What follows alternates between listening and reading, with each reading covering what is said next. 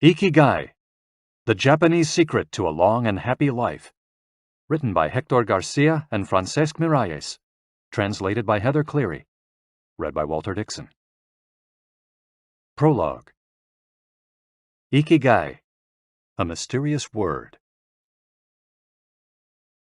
This audiobook first came into being on a rainy night in Tokyo, when its authors sat down together for the first time in one of the city's tiny bars. We had each read each other's work, but had never met, thanks to the thousands of miles that separate Barcelona from the capital of Japan. Then a mutual acquaintance put us in touch, launching a friendship that led to this project and seems destined to last a lifetime.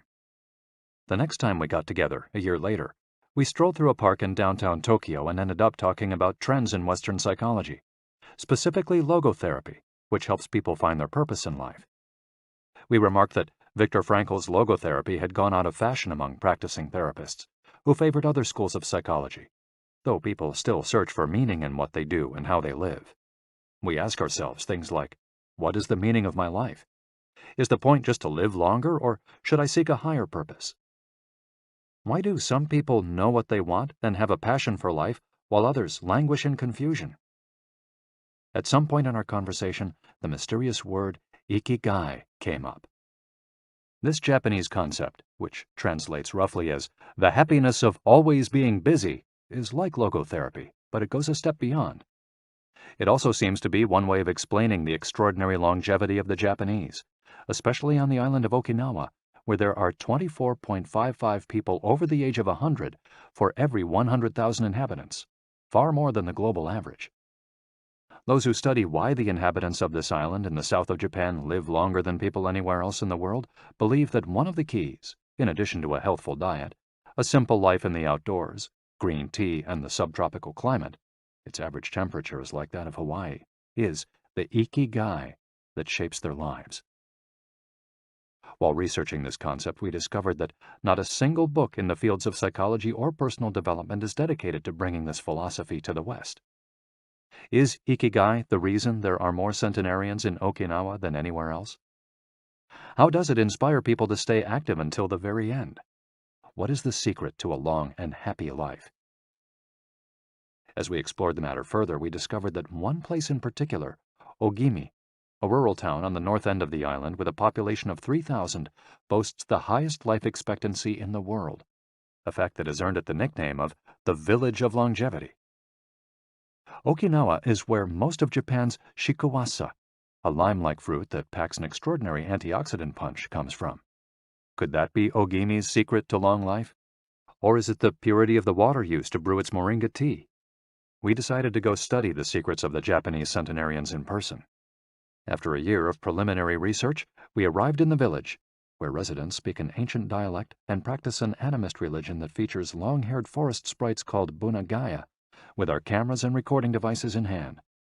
As soon as we arrived, we could sense the incredible friendliness of its residents, who laughed and joked incessantly amid lush green hills fed by crystalline waters. As we conducted our interviews with the eldest residents of the town, we realized that something far more powerful than just these natural resources was at work.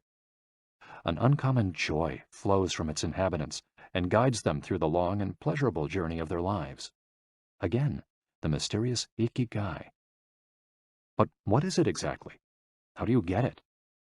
It never ceased to surprise us that this haven of nearly eternal life was located precisely in Okinawa, where 200,000 innocent lives were lost at the end of World War II. Rather than harbor animosity toward outsiders, however, Okinawans live by the principle of ichariba chode, a local expression that means treat everyone like a brother, even if you've never met them before. It turns out that one of the secrets to happiness of Ogimi's residents is feeling like part of a community. From an early age, they practice yui ma'aru, or teamwork, and so are used to helping one another. Nurturing friendships, eating light, getting enough rest, and doing regular, moderate exercise are all part of the equation of good health. But at the heart of the joie de vivre that inspires these centenarians to keep celebrating birthdays and cherishing each new day is their Ikigai. The purpose of this audiobook is to bring the secrets of Japan's centenarians to you and give you the tools to find your own Ikigai, because those who discover their Ikigai have everything they need for a long and joyful journey through life. Happy travels. Hector Garcia and Francesc Miralles. Chapter 1. Ikigai, the art of staying young while growing old. What is your reason for being? According to the Japanese, everyone has an ikigai, what a French philosopher might call a raison d'être. Some people have found their ikigai, while others are still looking, though they carry it within them. Our ikigai is hidden deep inside each of us, and finding it requires a patient search. According to those born on Okinawa, the island with the most centenarians in the world, our ikigai is the reason we get up in the morning. Ikigai can be described as the common ground you find between what you're good at, what you love, what the world needs, and what you can be paid for. Whatever you do, don't retire. Having a clearly defined ikigai brings satisfaction, happiness, and meaning to our lives. The purpose of this audiobook is to help you find yours, and to share insights from Japanese philosophy on the lasting health of body, mind, and spirit. One surprising thing you notice living in Japan is how active people remain after they retire. In fact, many Japanese people never really retire. They keep doing what they love for as long as their health allows. There is, in fact, no word in Japanese that means retire in the sense of leaving the workforce for good, as in English. According to Dan Buettner, a National Geographic reporter who knows the country well, having a purpose in life is so important in Japanese culture that our idea of retirement simply doesn't exist there. The island of almost eternal youth. Certain longevity studies suggest that a strong sense of community and a clearly defined ikigai are just as important as the famously healthful Japanese diet, perhaps even more so. Recent medical studies of centenarians from Okinawa and other so-called blue zones, the geographic regions where people live longest, provide a number of interesting facts about these extraordinary human beings. Not only do they live much longer than the rest of the world's population, they also suffer from fewer chronic illnesses, such as cancer and heart disease. Inflammatory disorders are also less common.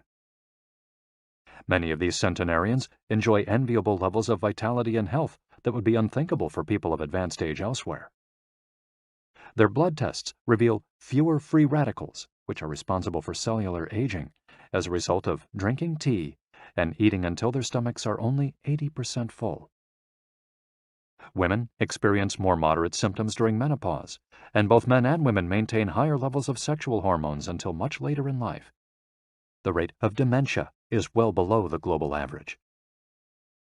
Though we'll consider each of these findings over the course of the audiobook, research clearly indicates that the Okinawans' focus on Ikigai gives a sense of purpose to each and every day and plays an important role in their health and longevity. The characters behind Ikigai.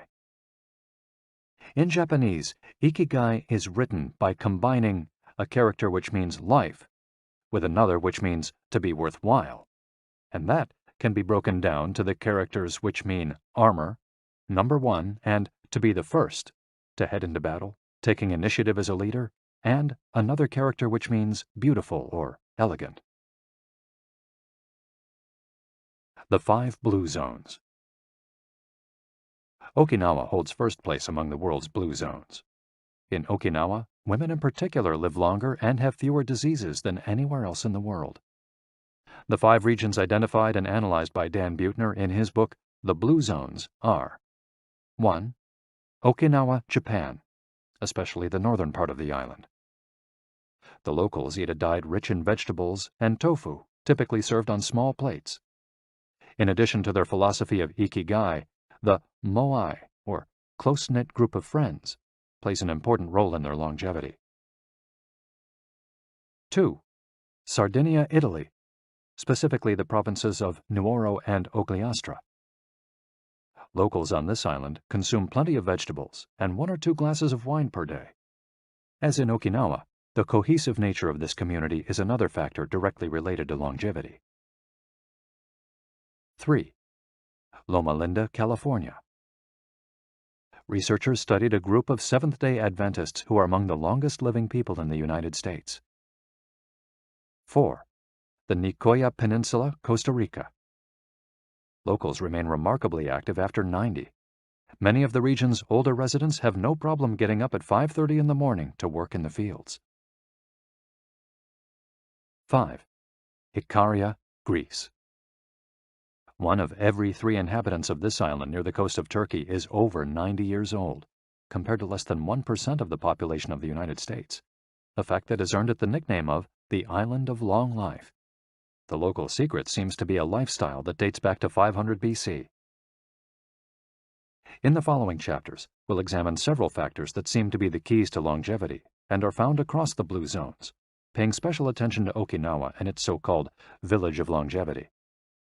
First, however, it's worth pointing out that 3 of these regions are islands, where resources can be scarce and communities have to help one another. For many, helping others might be an Ikigai strong enough to keep them alive.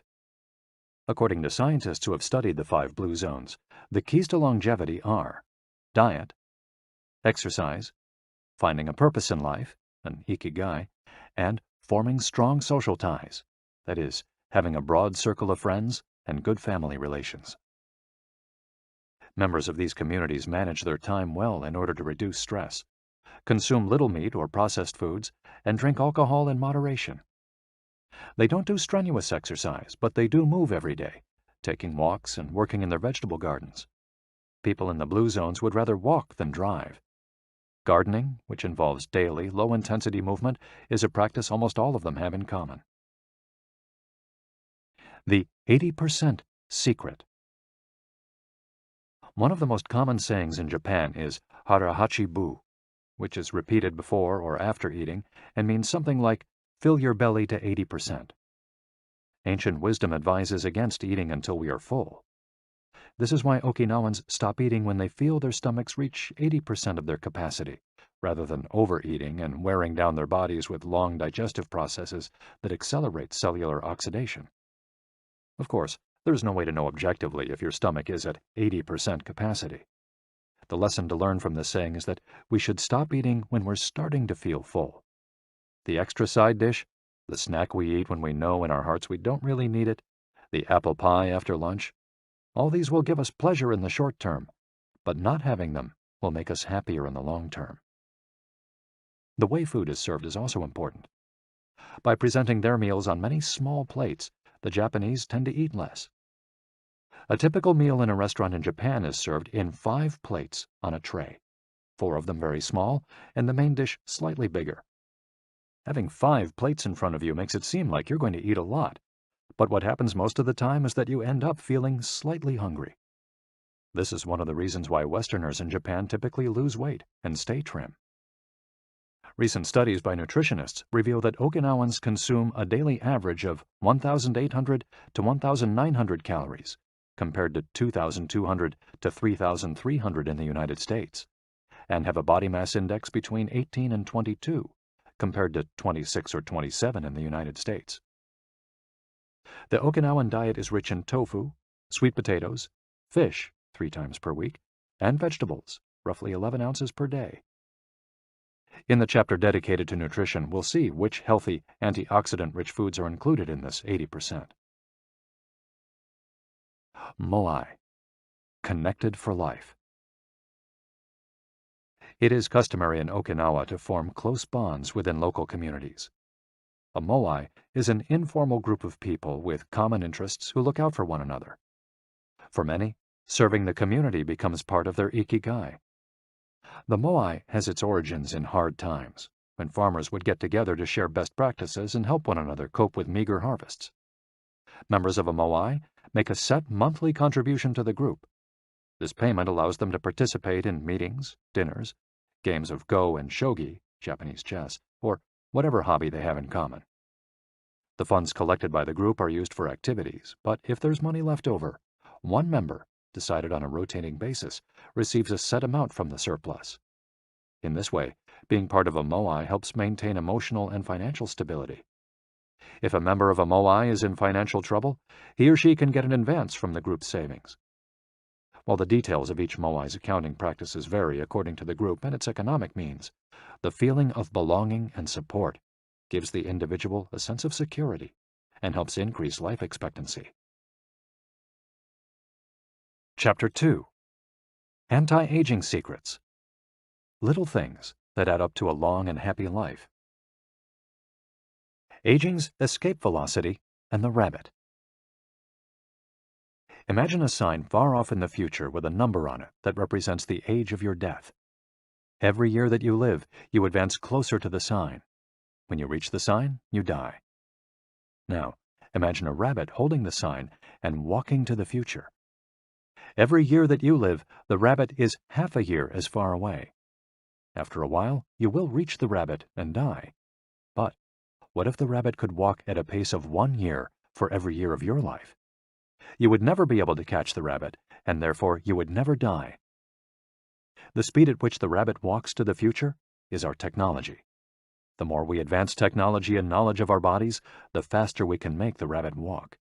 Aging's escape velocity is the moment at which the rabbit walks at a pace of 1 year per year or faster, and we become immortal. Aging's escape velocity. For more than a century, we've managed to add an average of 0.3 years to our life expectancy every year. But what would happen if we had the technology to add a year of life expectancy every year? In theory, we would achieve biological immortality, having reached aging's escape velocity. Researchers with an eye to the future, such as Ray Kurzweil and Aubrey de Grey, claim that we'll reach this escape velocity in a matter of decades. Other scientists are less optimistic, predicting that we'll reach a limit, a maximum age we won't be able to surpass no matter how much technology we have. For example, some biologists assert that our cells stop regenerating after about 120 years. Active mind, youthful body. There is much wisdom in the classic saying, mens sana in corpore sano, a sound mind in a sound body. It reminds us that both mind and body are important, and that the health of one is connected to that of the other. It's been shown that maintaining an active, adaptable mind is one of the key factors in staying young. Having a youthful mind also drives you toward a healthy lifestyle that will slow the aging process. Just as a lack of physical exercise has negative effects on our bodies and mood, a lack of mental exercise is bad for us because it causes our neurons and neural connections to deteriorate, and as a result, reduces our ability to react to our surroundings. This is why it's so important to give your brain a workout. One pioneer in advocating for mental exercise is the Israeli neuroscientist Shlomo Bresnitz, who argues that the brain needs a lot of stimulation in order to stay in shape. As he stated in an interview with Edward Punset for the Spanish television program Redis, there is a tension between what is good for someone and what they want to do. This is because people, especially older people, like to do things as they've always done them. The problem is that when the brain develops ingrained habits, it doesn't need to think anymore. Things get done quickly and efficiently on automatic pilot, often in a very advantageous way. This creates a tendency to stick to routines, and the only way of breaking these is to confront the brain with new information. Presented with new information, the brain creates new connections and is revitalized. This is why it's so important to expose yourself to change, even if stepping outside your comfort zone means feeling a bit of anxiety. The effects of mental training have been scientifically demonstrated. According to Collins Hemingway and Shlomo Bresnitz in their book Maximum Brain Power, Challenging the Brain for Health and Wisdom, mental training is beneficial on many levels. You begin exercising your brain by doing a certain task for the first time, he writes, and at first it seems very difficult, but as you learn how to do it, the training is already working. The second time you realize that it's easier, not harder to do because you're getting better at it. This has a fantastic effect on a person's mood. In and of itself, it's a transformation that affects not only the results obtained, but also his or her self-image. This description of a mental workout might sound a bit formal, but simply interacting with others, playing a game, for example, offers new stimuli and helps prevent the depression that can come with solitude. Our neurons start to age while we're still in our 20s. This process is slowed, however, by intellectual activity, curiosity, and a desire to learn. Dealing with new situations, learning something new every day, playing games, and interacting with other people seem to be essential for anti-aging strategies for the mind. Furthermore, a more positive outlook in this regard will yield greater mental benefits. Stress, accused of killing longevity. many people seem older than they are. Research into the causes of premature aging has shown that stress has a lot to do with it, because the body wears down much faster during periods of crisis. The American Institute of Stress investigated this degenerative process and concluded that most health problems are caused by stress. Researchers at the Heidelberg University Hospital conducted a study in which they subjected a young doctor to a job interview, which they made even more stressful by forcing him to solve complex math problems for 30 minutes. Afterward, they took a blood sample. What they discovered was that his antibodies had reacted to stress the same way they react to pathogens, activating the proteins that trigger an immune response. The problem is that this response not only neutralizes harmful agents, it also damages healthy cells, leading them to age prematurely. The University of California conducted a similar study, taking data and samples from 39 women who had high levels of stress due to the illness of one of their children, and comparing them to samples from women with healthy children and low levels of stress. They found that stress promotes cellular aging by weakening cell structures known as telomeres, which affect cellular regeneration and how our cells age. As the study revealed, the greater the stress, the greater the degenerative effects on cells. How does stress work? These days, people live at a frantic pace and in a nearly constant state of competition. At this fever pitch, stress is a natural response to the information being received by the body as potentially dangerous or problematic. Theoretically, this is a useful reaction, as it helps us survive in hostile surroundings. Over the course of our evolution, we have used this response to deal with difficult situations and to flee from predators. The alarm that goes off in our head makes our neurons activate the pituitary gland, which produces hormones that release corticotropin, which in turn circulates through the body via the sympathetic nervous system. The adrenal gland is then triggered to release adrenaline and cortisol. Adrenaline raises our respiratory rate and pulse and prepares our muscles for action, getting the body ready to react to perceived danger, while cortisol increases the release of dopamine and blood glucose, which is what gets us charged up and allows us to face challenges. These processes are, in moderation, beneficial. They help us overcome challenges in our daily lives. Nonetheless, the stress to which human beings are subjected today is clearly harmful. Compare the lives of cave dwellers with modern humans. Cave dwellers were relaxed most of the time. Modern humans work most of the time and are alert to any and all threats. Cave dwellers felt stress only in very specific situations. Modern humans are online or waiting for notifications from their cell phones 24 hours a day. To cave dwellers, the threats were real. A predator could end their lives at any moment. For modern humans, the brain associates the ping of a cell phone or an email notification with the threat of a predator. For cave dwellers, high doses of cortisol and adrenaline at moments of danger kept the body healthy. In modern humans, low doses of cortisol flow constantly through the body, with implications for a range of health problems, including adrenal fatigue and chronic fatigue syndrome. Stress has a degenerative effect over time.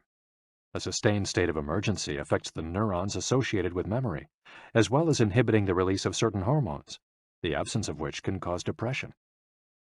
Its secondary effects include irritability, insomnia, anxiety, and high blood pressure. As such, though challenges are good for keeping mind and body active, we should adjust our high-stress lifestyles in order to avoid the premature aging of our bodies.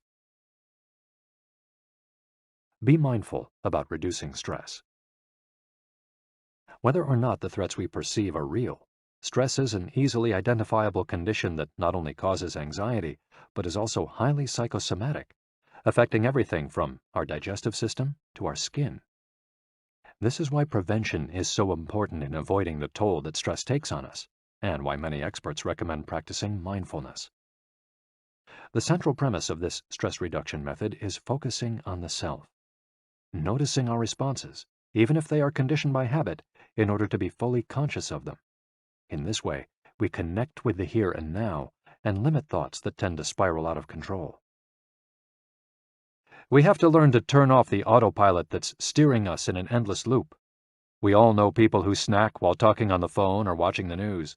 You ask them if the omelet they just ate had an onion in it, and they can't tell you, says Roberto Alcibar, who abandoned his fast-paced life to become a certified instructor of mindfulness after an illness threw him into a period of acute stress. One way to reach such a state of mindfulness is through meditation, which helps filter the information that reaches us from the outside world. It can also be achieved through breathing exercises, yoga, and body scans. Achieving mindfulness involves a gradual process of training, but with a bit of practice, we can learn to focus our mind completely, which reduces stress and helps us live longer. A little stress is good for you. While sustained, intense stress is a known enemy of longevity and both mental and physical health, low levels of stress have been shown to be beneficial. After observing a group of test subjects for more than 20 years, Dr. Howard S. Friedman, a psychology professor at the University of California, Riverside, discovered that people who maintained a low level of stress, who faced challenges and put their heart and soul into their work in order to succeed, lived longer than those who chose a more relaxed lifestyle and retired earlier. From this, he concluded that a small dose of stress is a positive thing, as those who live with low levels of stress tend to develop healthier habits, smoke less, and drink less alcohol. Given this, it's not surprising that many of the supercentenarians, people who live to be 110 or more, whom you'll meet in this audiobook, talk about having lived intense lives and working well into old age. A lot of sitting will age you. In the Western world in particular, the rise in sedentary behavior has led to numerous diseases, such as hypertension and obesity, which in turn affect longevity. Spending too much time seated at work or at home not only reduces muscular and respiratory fitness, but also increases appetite and curbs the desire to participate in activities. Being sedentary can lead to hypertension, imbalanced eating, cardiovascular disease, osteoporosis, and even certain kinds of cancer. Recent studies have shown a connection between a lack of physical activity and the progressive distortion of telomeres in the immune system, which ages those cells and, in turn, the organism as a whole. This is a problem at all life stages, not only among adults. Sedentary children suffer from high rates of obesity and all its associated health issues and risks, which is why it's so important to develop a healthy and active lifestyle at an early age. It's easy to be less sedentary. It just takes a bit of effort and a few changes to your routine. We can access a more active lifestyle that makes us feel better inside and out. We just have to add a few ingredients to our everyday habits.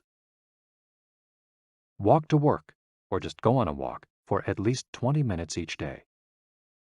Use your feet instead of an elevator or escalator. This is good for your posture, your muscles, and your respiratory system, among other things. Participate in social or leisure activities, so that you don't spend too much time in front of the television. Replace your junk food with fruit, and you'll have less of an urge to snack and more nutrients in your system. Get the right amount of sleep. 7 to 9 hours is good, but any more than that makes us lethargic. Play with children or pets, or join a sports team. This not only strengthens the body, but also stimulates the mind and boosts self-esteem. Be conscious of your daily routine in order to detect harmful habits and replace them with more positive ones.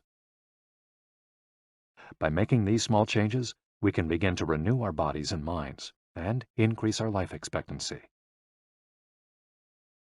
A model's best-kept secret. Though we age both externally and internally, both physically and mentally, one of the things that tell us the most about people's age is their skin, which takes on different textures and colors according to processes going on beneath the surface. Most of those who make their living as models claim to sleep between 9 and 10 hours the night before a fashion show. This gives their skin a taut, wrinkle-free appearance and a healthy, radiant glow. Science has shown that sleep is a key anti-aging tool because when we sleep, we generate melatonin, a hormone that occurs naturally in our bodies. The pineal gland produces it from the neurotransmitter serotonin, according to our diurnal and nocturnal rhythms, and it plays a role in our sleep and waking cycles.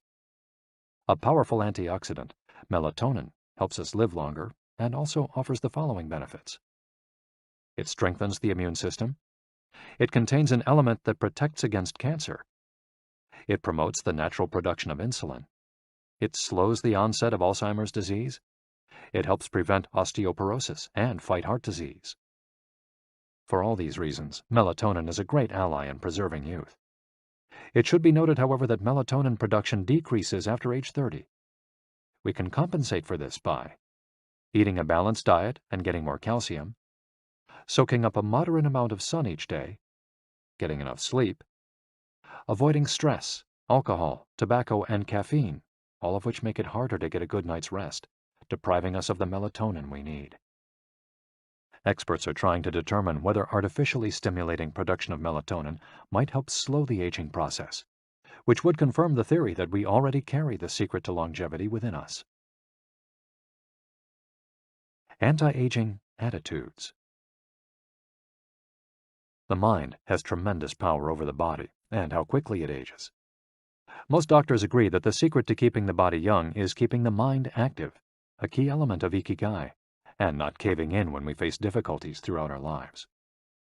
One study, conducted at Yeshiva University, found that the people who live the longest have two dispositional traits in common: a positive attitude and a high degree of emotional awareness. In other words, those who face challenges with a positive outlook and are able to manage their emotions are already well on their way toward longevity. A stoic attitude, serenity in the face of a setback, can also help keep you young, as it lowers anxiety and stress levels and stabilizes behavior. This can be seen in the greater life expectancies of certain cultures with unhurried, deliberate lifestyles. Many centenarians and supercentenarians have similar profiles. They've had full lives that were difficult at times, but they knew how to approach these challenges with a positive attitude and not be overwhelmed by the obstacles they faced. Alexander Imich, who in 2014 became the world's oldest living man at age 111, knew he had good genes, but understood that other factors contributed too. "The life you live is equally or more important for longevity," he said in an interview with Reuters after being added to Guinness World Records in 2014. An Ode to Longevity. During our stay in Ogimi, the village that holds the Guinness record for longevity, a woman who was about to turn 100 years old sang the following song for us in a mixture of Japanese and the local dialect. "To keep healthy and have a long life, eat just a little of everything with relish. Go to bed early, get up early, and then go out for a walk. We live each day with serenity, and we enjoy the journey. To keep healthy and have a long life, we get on well with all our friends. Spring, summer, fall, winter, we happily enjoy all the seasons. The secret is not to get distracted by how old the fingers are, from the fingers to the head and back once again. If you keep moving with your fingers working, 100 years will come to you." Chapter 3. From Logotherapy to Ikigai. How to live longer and better by finding your purpose. What is logotherapy? A colleague once asked Viktor Frankl to define his school of psychology in a single phrase, to which Frankl replied, "Well, in logotherapy, the patient sits up straight and has to listen to things that are, on occasion, hard to hear." The colleague had just described psychoanalysis to him in the following terms. "In psychoanalysis, the patient lies down on a couch and tells you things that are, on occasion, hard to say." Frankl explains that one of the first questions he would ask his patients was, "Why do you not commit suicide?" Usually the patient found good reasons not to and was able to carry on. What then does logotherapy do? The answer is pretty clear. It helps you find reasons to live. Logotherapy pushes patients to consciously discover their life's purpose in order to confront their neuroses. Their quest to fulfill their destiny then motivates them to press forward, breaking the mental chains of the past and overcoming whatever obstacles they encounter along the way. Something to live for. A study conducted by Frankl in his Vienna clinic found that among both patients and personnel, around 80% believed that human beings needed a reason for living, and around 60% felt they had someone or something in their lives worth dying for. The search for meaning. The search for purpose became a personal driving force that allowed Frankl to achieve his goals. The process of logotherapy can be summarized in these 5 steps. 1. A person feels empty, frustrated, or anxious. 2. The therapist shows him that what he is feeling is the desire to have a meaningful life. 3. The patient discovers his life's purpose at that particular point in time. 4. Of his own free will, the patient decides to accept or reject that destiny. 5. This newfound passion for life helps him overcome obstacles and sorrows. Frankl himself would live and die for his principles and ideals. His experiences as a prisoner at Auschwitz showed him that everything can be taken from a man but one thing, the last of the human freedoms: to choose one's attitude in any given set of circumstances, to choose one's own way. It was something he had to go through alone, without any help, and it inspired him for the rest of his life. 10 differences between psychoanalysis and logotherapy. Psychoanalysis: the patient reclines on a couch like a patient. Logotherapy: the patient sits facing the therapist, who guides him or her without passing judgment. Psychoanalysis is retrospective, it looks to the past. Logotherapy looks toward the future. Psychoanalysis is introspective, it analyzes neuroses. Logotherapy does not delve into the patient's neuroses. In psychoanalysis, the drive is toward pleasure. In logotherapy, the drive is toward purpose and meaning. Psychoanalysis centers on psychology. Logotherapy includes a spiritual dimension. Psychoanalysis works on psychogenic neuroses. Logotherapy also works on noogenic or existential neuroses. Psychoanalysis analyzes the unconscious origin of conflicts, instinctual dimension. Logotherapy deals with conflicts when and where they arise, spiritual dimension. Psychoanalysis limits itself to the patient's instincts. Logotherapy also deals with spiritual realities. Psychoanalysis is fundamentally incompatible with faith. Logotherapy is compatible with faith. Psychoanalysis seeks to reconcile conflicts and satisfy impulses and instincts. Logotherapy seeks to help the patient find meaning in his life and satisfy his moral principles. Fight for yourself. Existential frustration arises when our life is without purpose or when that purpose is skewed. In Frankl's view, however, there's no need to see this frustration as an anomaly or a symptom of neurosis. Instead, it can be a positive thing, a catalyst for change.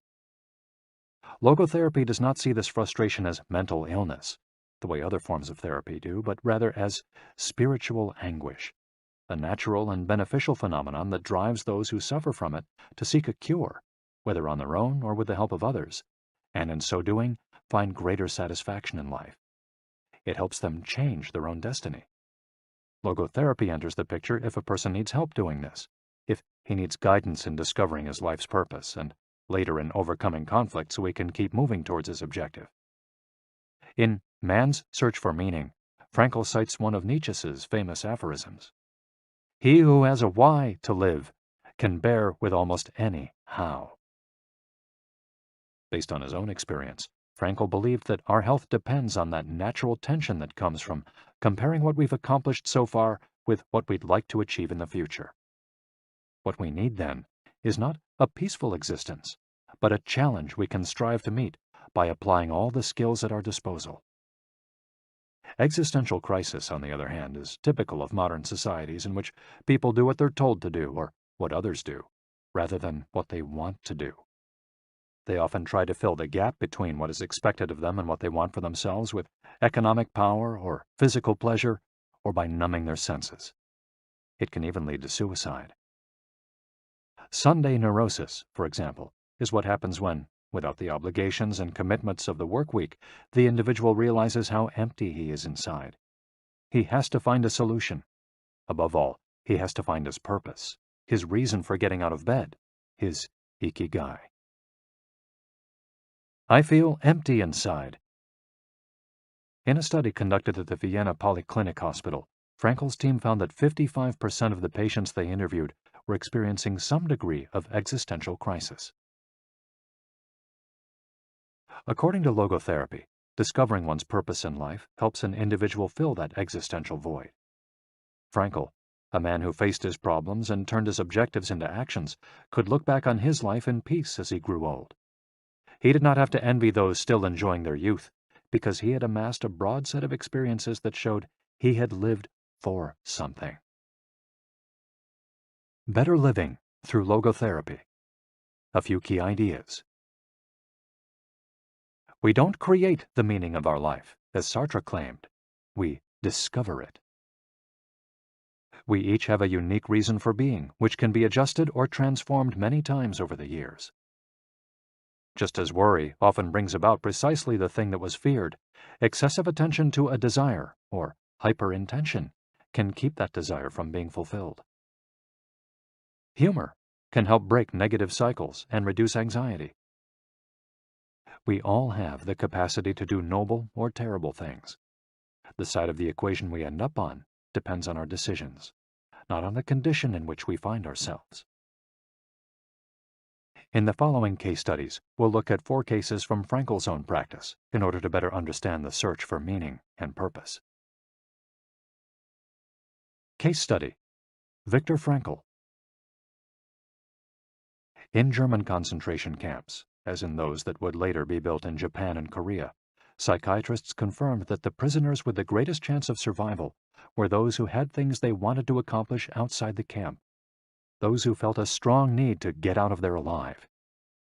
This was true of Frankl, who, after being released and successfully developing the school of logotherapy, realized he had been the first patient of his own practice. Frankl had a goal to achieve, and it made him persevere. He arrived at Auschwitz carrying a manuscript that contained all the theories and research he compiled over the course of his career, ready for publication. When it was confiscated, he felt compelled to write it all over again. And that need drove him, and gave his life meaning amid the constant horror and doubt of the concentration camp. So much so that over the years, and especially when he fell ill with typhus, he would jot down fragments and key words from the lost work on any scrap of paper he found. Case study: The American Diplomat. An important North American diplomat went to Frankl to pick up where he left off with a course of treatment he had started 5 years earlier in the United States. When Frankl asked him why he had started therapy in the first place, the diplomat answered that he hated his job and his country's international policies, which he had to follow and enforce. His American psychoanalyst, whom he had been seeing for years, insisted he make peace with his father so that his government and his job, both representations of the paternal figure, would seem less disagreeable. Frankl, however, showed him in just a few sessions that his frustration was due to the fact that he wanted to pursue a different career, and the diplomat concluded his treatment with that idea in mind. 5 years later, the former diplomat informed Frankl that he had been working during that time in a different profession, and that he was happy. In Frankl's view, the man not only didn't need all those years of psychoanalysis, he also couldn't even really be considered a patient in need of therapy. He was simply someone in search of a new life's purpose. As soon as he found it, his life took on deeper meaning. Case study: The Suicidal Mother. The mother of a boy who had died at age 11 was admitted to Frankl's clinic after she tried to kill herself and her other son. It was this other son, paralyzed since birth, who kept her from carrying out her plan. He did believe his life had a purpose, and if his mother killed them both, it would keep him from achieving his goals. The woman shared her story in a group session. To help her, Frankl asked another woman to imagine a hypothetical situation in which she lay on her deathbed, old and wealthy, but childless. The woman insisted that, in that case, she would have felt her life had been a failure. When the suicidal mother was asked to perform the same exercise, imagining herself on her deathbed, she looked back and realized that she had done everything in her power for her children, for both of them. She had given her paralyzed son a good life, and he had turned into a kind, reasonably happy person. To this she added, crying, "As for myself, I can look back peacefully on my life, for I can say my life was full of meaning, and I have tried hard to live it fully. I have done my best. I have done my best for my son. My life was no failure." In this way, by imagining herself on her deathbed and looking back, the suicidal mother found the meaning that, though she was not aware of it, her life already had. Case study: The grief-stricken doctor. An elderly doctor, unable to overcome the deep depression into which he'd fallen after the death of his wife 2 years earlier, went to Frankel for help. Instead of giving him advice or analyzing his condition, Frankel asked him what would have happened if he had been the one who died first. The doctor, horrified, answered that it would have been terrible for his poor wife, that she would have suffered tremendously. To which Frankel responded, "You see, doctor, you've spared her all that suffering, but the price you have to pay for this is to survive and mourn her." The doctor didn't say another word. He left Frankel's office in peace after taking the therapist's hand in his own. He was able to tolerate the pain in place of his beloved wife. His life had been given a purpose. Morita therapy. In the same decade that logotherapy came into being, a few years earlier in fact, Shoma Morita created his own purpose-centered therapy in Japan. It proved to be effective in the treatment of neurosis, obsessive-compulsive disorder, and post-traumatic stress. In addition to being a psychotherapist, Shoma Morita was a Zen Buddhist, and his therapy left a lasting spiritual mark on Japan. Many Western forms of therapy focus on controlling or modifying the patient's emotions. In the West, we tend to believe that what we think influences how we feel, which in turn influences how we act. In contrast, Morita therapy focuses on teaching patients to accept their emotions without trying to control them, since their feelings will change as a result of their actions. In addition to accepting the patient's emotions, Morita therapy seeks to create new emotions on the basis of actions.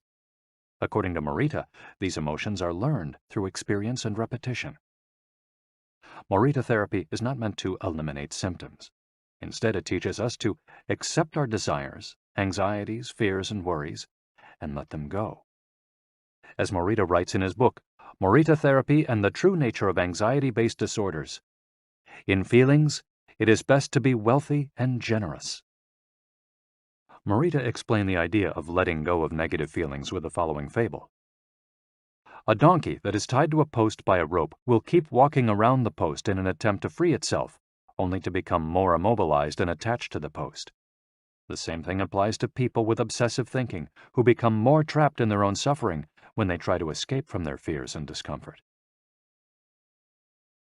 The basic principles of Morita therapy. 1. Accept your feelings. If we have obsessive thoughts, we should not try to control them or get rid of them. If we do, they become more intense. Regarding human emotions, the Zen master would say, if we try to get rid of one wave with another, we end up with an infinite sea. We don't create our feelings. They simply come to us, and we have to accept them. The trick is welcoming them. Morita likened emotions to the weather. We can't predict or control them. We can only observe them. To this point, he often quoted the Vietnamese monk Thich Nhat Hanh, who would say, "Hello, solitude. How are you today? Come, sit with me, and I will care for you." 2. Do what you should be doing. We shouldn't focus on eliminating symptoms, because recovery will come on its own. We should focus instead on the present moment, and if we're suffering, on accepting that suffering. Above all, we should avoid intellectualizing the situation. The therapist's mission is to develop the patient's character so he or she can face any situation, and character is grounded in the things we do. Morita therapy does not offer its patients explanations, but rather allows them to learn from their actions and activities. It doesn't tell you how to meditate or how to keep a diary the way Western therapies do. It's up to the patient to make discoveries through experience. 3. Discover your life's purpose. We can't control our emotions, but we can take charge of our actions every day. This is why we should have a clear sense of our purpose and always keep Morita's mantra in mind. What do we need to be doing right now? What action should we be taking? The key to achieving this is having dared to look inside yourself to find your Ikigai. The 4 phases of Morita therapy. Morita's original treatment, which lasts 15 to 21 days, consists of the following stages. 1. Isolation and rest, 5 to 7 days. During the first week of treatment, the patient rests in a room without any external stimuli. No television, books, family, friends, or speaking. All the patient has is his thoughts. He lies down for most of the day and is visited regularly by the therapist, who tries to avoid interacting with him as much as possible. The therapist simply advises the patient to continue observing the rise and fall of his emotions as he lies there. When the patient gets bored and wants to start doing things again, he's ready to move on to the next stage of therapy. 2. Light occupational therapy, 5 to 7 days. In this stage, the patient performs repetitive tasks in silence. One of these is keeping a diary about his thoughts and feelings. The patient goes outside after a week of being shut in, takes walks in nature, and does breathing exercises. He also starts doing simple activities such as gardening, drawing, or painting. During this stage, the patient is still not allowed to talk to anyone except the therapist.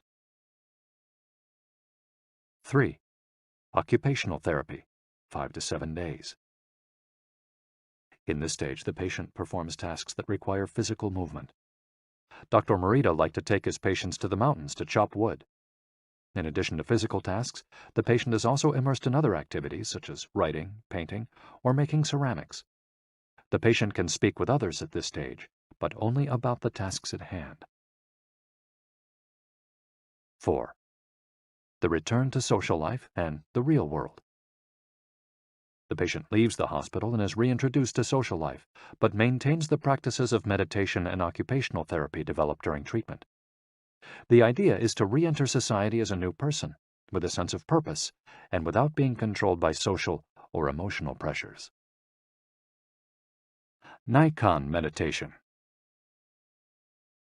Morita was a great Zen master of Nikan introspective meditation.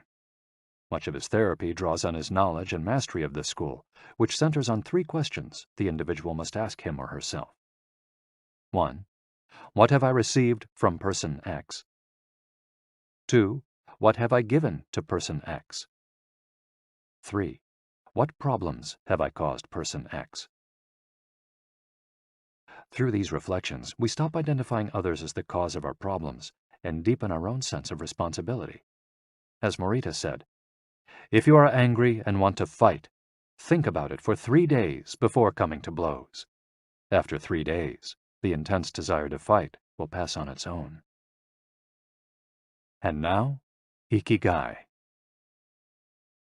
Logotherapy and Morita therapy are both grounded in a personal, unique experience that you can access without therapists or spiritual retreats. The mission of finding your Ikigai, your existential fuel. Once you find it, it's only a matter of having the courage and making the effort to stay on the right path. In the following chapters, we'll take a look at the basic tools you'll need to get moving along that path. Finding flow in the tasks you've chosen to do, eating in a balanced and mindful way, doing low-intensity exercise, and learning not to give in when difficulties arise. In order to do this, you have to accept that the world, like the people who live in it, is imperfect, but that it's still full of opportunities for growth and achievement. Are you ready to throw yourself into your passion as if it were the most important thing in the world? Chapter 4. Find flow in everything you do.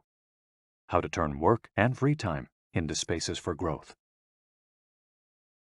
We are what we repeatedly do. Excellence, then, is not an act, but a habit. Aristotle. Going with the flow. Imagine you're skiing down one of your favorite slopes. Powdery snow flies up on both sides of you like white sand. Conditions are perfect. You are entirely focused on skiing as well as you can. You know exactly how to move at each moment. There is no future, no past. There is only the present. You feel the snow, your skis, your body, and your consciousness united as a single entity. You are completely immersed in the experience, not thinking about or distracted by anything else. your ego dissolves, and you become part of what you're doing. This is the kind of experience Bruce Lee described with his famous, "Be water, my friend." We've all felt our sense of time vanish when we lose ourselves in an activity we enjoy. We start cooking, and before we know it, several hours have passed. We spend an afternoon with a book and forget about the world going by until we notice the sunset and realize we haven't eaten dinner. We go surfing and don't realize how many hours we've spent in the water until the next day when our muscles ache. The opposite can also happen. When we have to complete a task we don't want to do, every minute feels like a lifetime, and we can't stop looking at our watch. As the quip attributed to Einstein goes, "Put your hand on a hot stove for a minute, and it seems like an hour. Sit with a pretty girl for an hour, and it seems like a minute." That is relativity. The funny thing is that someone else might really enjoy the same task, but we want to finish as quickly as possible. What makes us enjoy doing something so much that we forget about whatever worries we might have while we do it? When are we happiest? These questions can help us discover our Ikigai. The power of flow. These questions are also at the heart of psychologist Mihai Csikszentmihalyi's research into the experience of being completely immersed in what we're doing. Csikszentmihalyi called this state flow and described it as the pleasure, delight, creativity, and process when we are completely immersed in life. There is no magic recipe for finding happiness, for living according to your Ikigai, but one key ingredient is the ability to reach this state of flow, and, through this state, have an optimal experience. In order to achieve this optimal experience, we have to focus on increasing the time we spend on activities that bring us to this state of flow, rather than allowing ourselves to get caught up in activities that offer immediate pleasure, like eating too much, abusing drugs or alcohol, or stuffing ourselves with chocolate in front of the TV. As Csikszentmihalyi asserts in his book, Flow, The Psychology of Optimal Experience, flow is the state in which people are so involved in an activity that nothing else seems to matter. The experience itself is so enjoyable that people will do it, even at great cost, for the sheer sake of doing it. It's not only creative professionals who require the high doses of concentration that promote flow. Most athletes, chess players, and engineers also spend much of their time on activities that bring them to this state. According to Csikszentmihalyi's research, a chess player feels the same way upon entering a state of flow as a mathematician working on a formula, or a surgeon performing an operation. A professor of psychology, Csikszentmihalyi analyzed data from people around the world and discovered that flow is the same among individuals of all ages and cultures. In New York and Okinawa, we all reach a state of flow in the same way. But what happens to our mind when we're in that state? When we flow, we're focused on a concrete task without any distractions. Our mind is in order. The opposite occurs when we try to do something while our mind is on other things. The 7 conditions for achieving flow. According to researcher Owen Schaffer of DePaul University, the requirements for achieving flow are 1. Knowing what to do. 2. Knowing how to do it. 3. Knowing how well you're doing.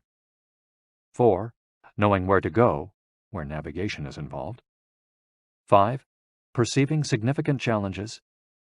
6. Perceiving significant skills. 7. Being free from distractions. If you often find yourself losing focus while working on something you consider important, there are several strategies you can employ to increase your chances of achieving.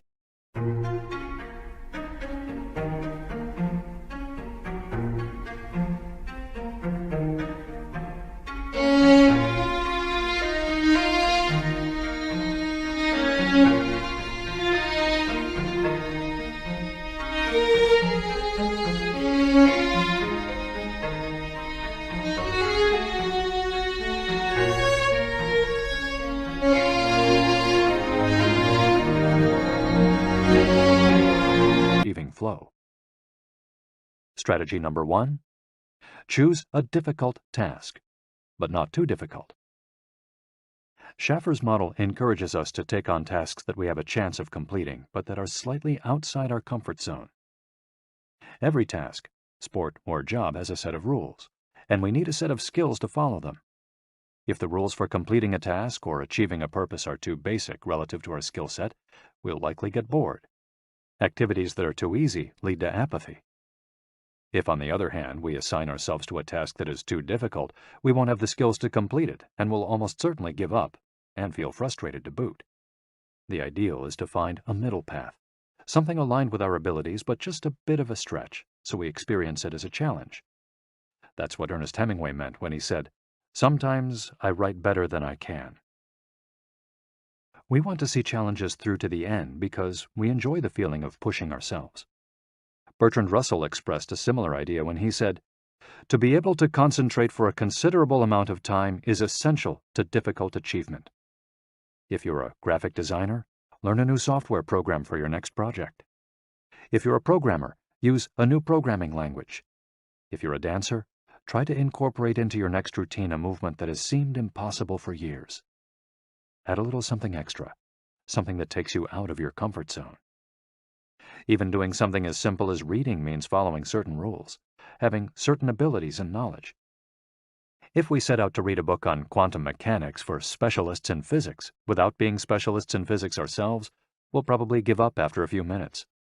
On the other end of the spectrum, if we already know everything a book has to tell us, we'll get bored right away. However, if the book is appropriate to our knowledge and abilities and builds on what we already know, we'll immerse ourselves in our reading, and time will flow. This pleasure and satisfaction are evidence that we are in tune with our Ikigai. In summary, easy tasks lead to boredom, challenging tasks lead to flow, tasks beyond our abilities lead to anxiety. Strategy 2. Have a clear, concrete objective. Video games, played in moderation, board games, and sports are great ways to achieve flow because the objective tends to be very clear. Beat your rival or your own record while following a set of explicitly defined rules. Unfortunately, the objective isn't quite as clear in most situations. According to a study by Boston Consulting Group, when asked about their bosses, the #1 complaint of employees at multinational corporations is that they don't communicate the team's mission clearly, and that as a result, the employees don't know what their objectives are. What often happens, especially in big companies, is that the executives get lost in the details of obsessive planning, creating strategies to hide the fact that they don't have a clear objective. It's like heading out to sea with a map, but no destination. It's much more important to have a compass pointing to a concrete objective than to have a map. Joy Ito, director of the MIT Media Lab, encourages us to use the principle of compass over maps as a tool to navigate our world of uncertainty. In the book Whiplash, How to Survive Our Faster Future, he and Jeff Howe write, "In an increasingly unpredictable world moving ever more quickly, a detailed map may lead you deep into the woods at an unnecessarily high cost. A good compass, though, will always take you where you need to go. It doesn't mean that you should start your journey without any idea where you're going. What it does mean is understanding that while the path to your goal may not be straight, you'll finish faster and more efficiently than you would have if you had trudged along a pre-planned route." In business, the creative professions, and education alike, it's important to reflect on what we hope to achieve before starting to work, study, or make something. We should ask ourselves questions such as, what is my objective for today's session in the studio? How many words am I going to write today for the article coming out next month? What is my team's mission? How fast will I set the metronome tomorrow in order to play that sonata at an allegro tempo by the end of the week? Having a clear objective is important in achieving flow, but we also have to know how to leave it behind when we get down to business. Once the journey has begun, we should keep this objective in mind without obsessing over it. When Olympic athletes compete for a gold medal, they can't stop to think how pretty the medal is. They have to be present in the moment. They have to flow. If they lose focus for a second, thinking how proud they'll be to show the medal to their parents, they'll almost certainly commit an error at a critical moment and will not win the competition.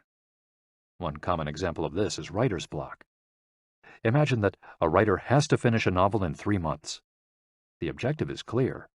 The problem is that the writer can't stop obsessing over it. Every day she wakes up thinking, I have to write that novel. And every day she sets about reading the newspaper and cleaning the house. Every evening she feels frustrated and promises she'll get to work the next day. Days, weeks, and months pass, and the writer still hasn't gotten anything down on the page, when all it would have taken was to sit down and get that first word out, then the second, to flow with the project, expressing her Ikigai. As soon as you take these first small steps, your anxiety will disappear and you'll achieve a pleasant flow in the activity you're doing.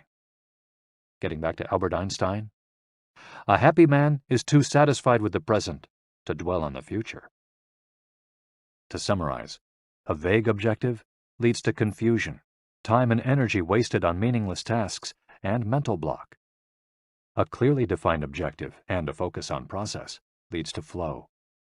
And obsessive desire to achieve a goal while ignoring process leads to a fixation on the objective rather than on getting down to business, and mental block. Strategy 3. Concentrate on a single task. This is perhaps one of the greatest obstacles we face today, with so much technology and so many distractions. We're listening to a video on YouTube while writing an email when suddenly a chat prompt pops up and we answer it. Then our smartphone vibrates in our pocket. Just as soon as we respond to that message, we're back at our computer logging onto Facebook. Pretty soon, 30 minutes have passed, and we've forgotten what the email we were writing was supposed to be about. This also happens sometimes when we put on a movie with dinner and don't realize how delicious the salmon was until we're taking the last bite. We often think that combining tasks will save us time, but scientific evidence shows that it has the opposite effect. Even those who claim to be good at multitasking are not very productive. In fact, they are some of the least productive people. Our brains can take in millions of bits of information, but we can only actually process a few dozen per second. When we say we're multitasking, what we're really doing is switching back and forth between tasks very quickly. Unfortunately, we're not computers adept at parallel processing. We end up spending all our energy alternating between tasks instead of focusing on doing one of them well. Concentrating on one thing at a time may be the single most important factor in achieving flow. According to Csikszentmihalyi, in order to focus on a task, we need 1. To be in a distraction-free environment, and 2. To have control over what we're doing at every moment. Technology is great if we're in control of it. It's not so great if it takes control of us. For example, if you have to write a research paper, you might sit down at your computer and use Google to look up the information you need. However, if you're not very disciplined, you might end up surfing the web instead of writing that paper. In that case, Google and the Internet will have taken over, pulling you out of your state of flow. It has been scientifically shown that if we continually ask our brains to switch back and forth between tasks, we waste time, make more mistakes, and remember less of what we've done. Several studies conducted at Stanford University by Clifford Ivar Nass describe our generation as suffering from an epidemic of multitasking. One such study analyzed the behavior of hundreds of students, dividing them into groups based on the number of things they tended to do at once. The students who were the most addicted to multitasking typically alternated among more than 4 tasks.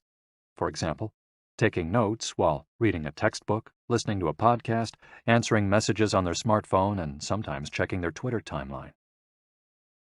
Each group of students was shown a screen with several red and several blue arrows. The objective of the exercise was to count the red arrows. At first, all the students answered correctly right away, without much trouble. As the number of blue arrows increased, the number of red arrows stayed the same, only their position changed, however. The students accustomed to multitasking had serious trouble counting the red arrows in the time allotted, or as quickly as the students who did not habitually multitask, for one very simple reason. They got distracted by the blue arrows. Their brains were trained to pay attention to every stimulus, regardless of its importance, while the brains of other students were trained to focus on a single task, in this case, counting the red arrows and ignoring the blue ones. Other studies indicate that working on several things at once lowers our productivity by at least 60% and our IQ by more than 10 points.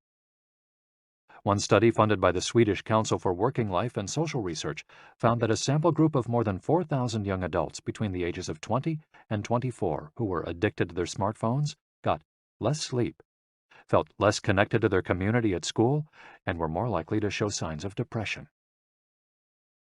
In summary, concentrating on a single task makes achieving flow more likely, increases productivity, increases our power of retention, makes us less likely to make mistakes, helps us feel calm and in control of the task at hand, causes us to become more considerate as we pay full attention to those around us, and increases creativity. Multitasking makes achieving flow impossible, decreases productivity by 60%, though it doesn't seem to, makes it harder to remember things, makes us more likely to make mistakes, makes us feel stressed by the sensation that we're losing control, that our tasks are controlling us, causes us to hurt those around us through our addiction to stimuli, always checking our phones, always on social media, and reduces creativity. What can we do to avoid falling victim to this flow-impeding epidemic? How can we train our brains to focus on a single task? Here are a few ideas for creating a space and time free of distractions to increase our chances of reaching a state of flow, and thereby getting in touch with our Ikigai. Don't look at any kind of screen for the first hour you're awake, and the last hour before you go to sleep. Turn off your phone before you achieve flow. There is nothing more important than the task you've chosen to do during this time. If this seems too extreme, enable the Do Not Disturb function, so only the people closest to you contact you in case of emergency. Designate one day of the week, perhaps a Saturday or Sunday, a day of technical fasting, making exceptions for e-readers without Wi-Fi or MP3 players. Go to a cafe that doesn't have Wi-Fi. Read and respond to email only once or twice per day. Define those times clearly and stick to them. Try the Pomodoro technique. Get yourself a kitchen timer. Some are made to look like a pomodoro or a tomato, and commit to working on a single task as long as it's running. The Pomodoro technique recommends 25 minutes of work and 5 minutes of rest for each cycle, but you can also do 50 minutes of work and 10 minutes of rest. Find the pace that's best for you. The most important thing is to be disciplined in completing each cycle. Start your work session with a ritual you enjoy, and end it with a reward. Train your mind to return to the present when you find yourself getting distracted. Practice mindfulness or another form of meditation. Go for a walk or a swim, whatever will help you get centered again. Work in a space where you will not be distracted. If you can't do this at home, go to a library, a cafe, or, if your task involves playing the saxophone, a music studio. If you find that your surroundings continue to distract you, keep looking until you find the right place. Divide each activity into groups of related tasks and assign each group its own place and time. For example, if you're writing a magazine article, you could do research and take notes at home in the morning, write in the library in the afternoon, and edit on the couch at night. Bundle routine tasks, such as sending out invoices, making phone calls, and so on, and do them all at once. A summary of the advantages of flow versus the disadvantages of distraction. A focused mind versus a wandering mind. Living in the present versus thinking about the past and the future. Being free from worry versus having concerns about our daily life and the people around us invading our thoughts. Having the hours fly by versus having every minute seem endless. With flow, we feel in control. With distraction, we lose control and fail to complete the task at hand, or other tasks or people keep us from our work. With flow, we prepare thoroughly. With distraction, we act without being prepared. With flow, we know what we should be doing at any given moment.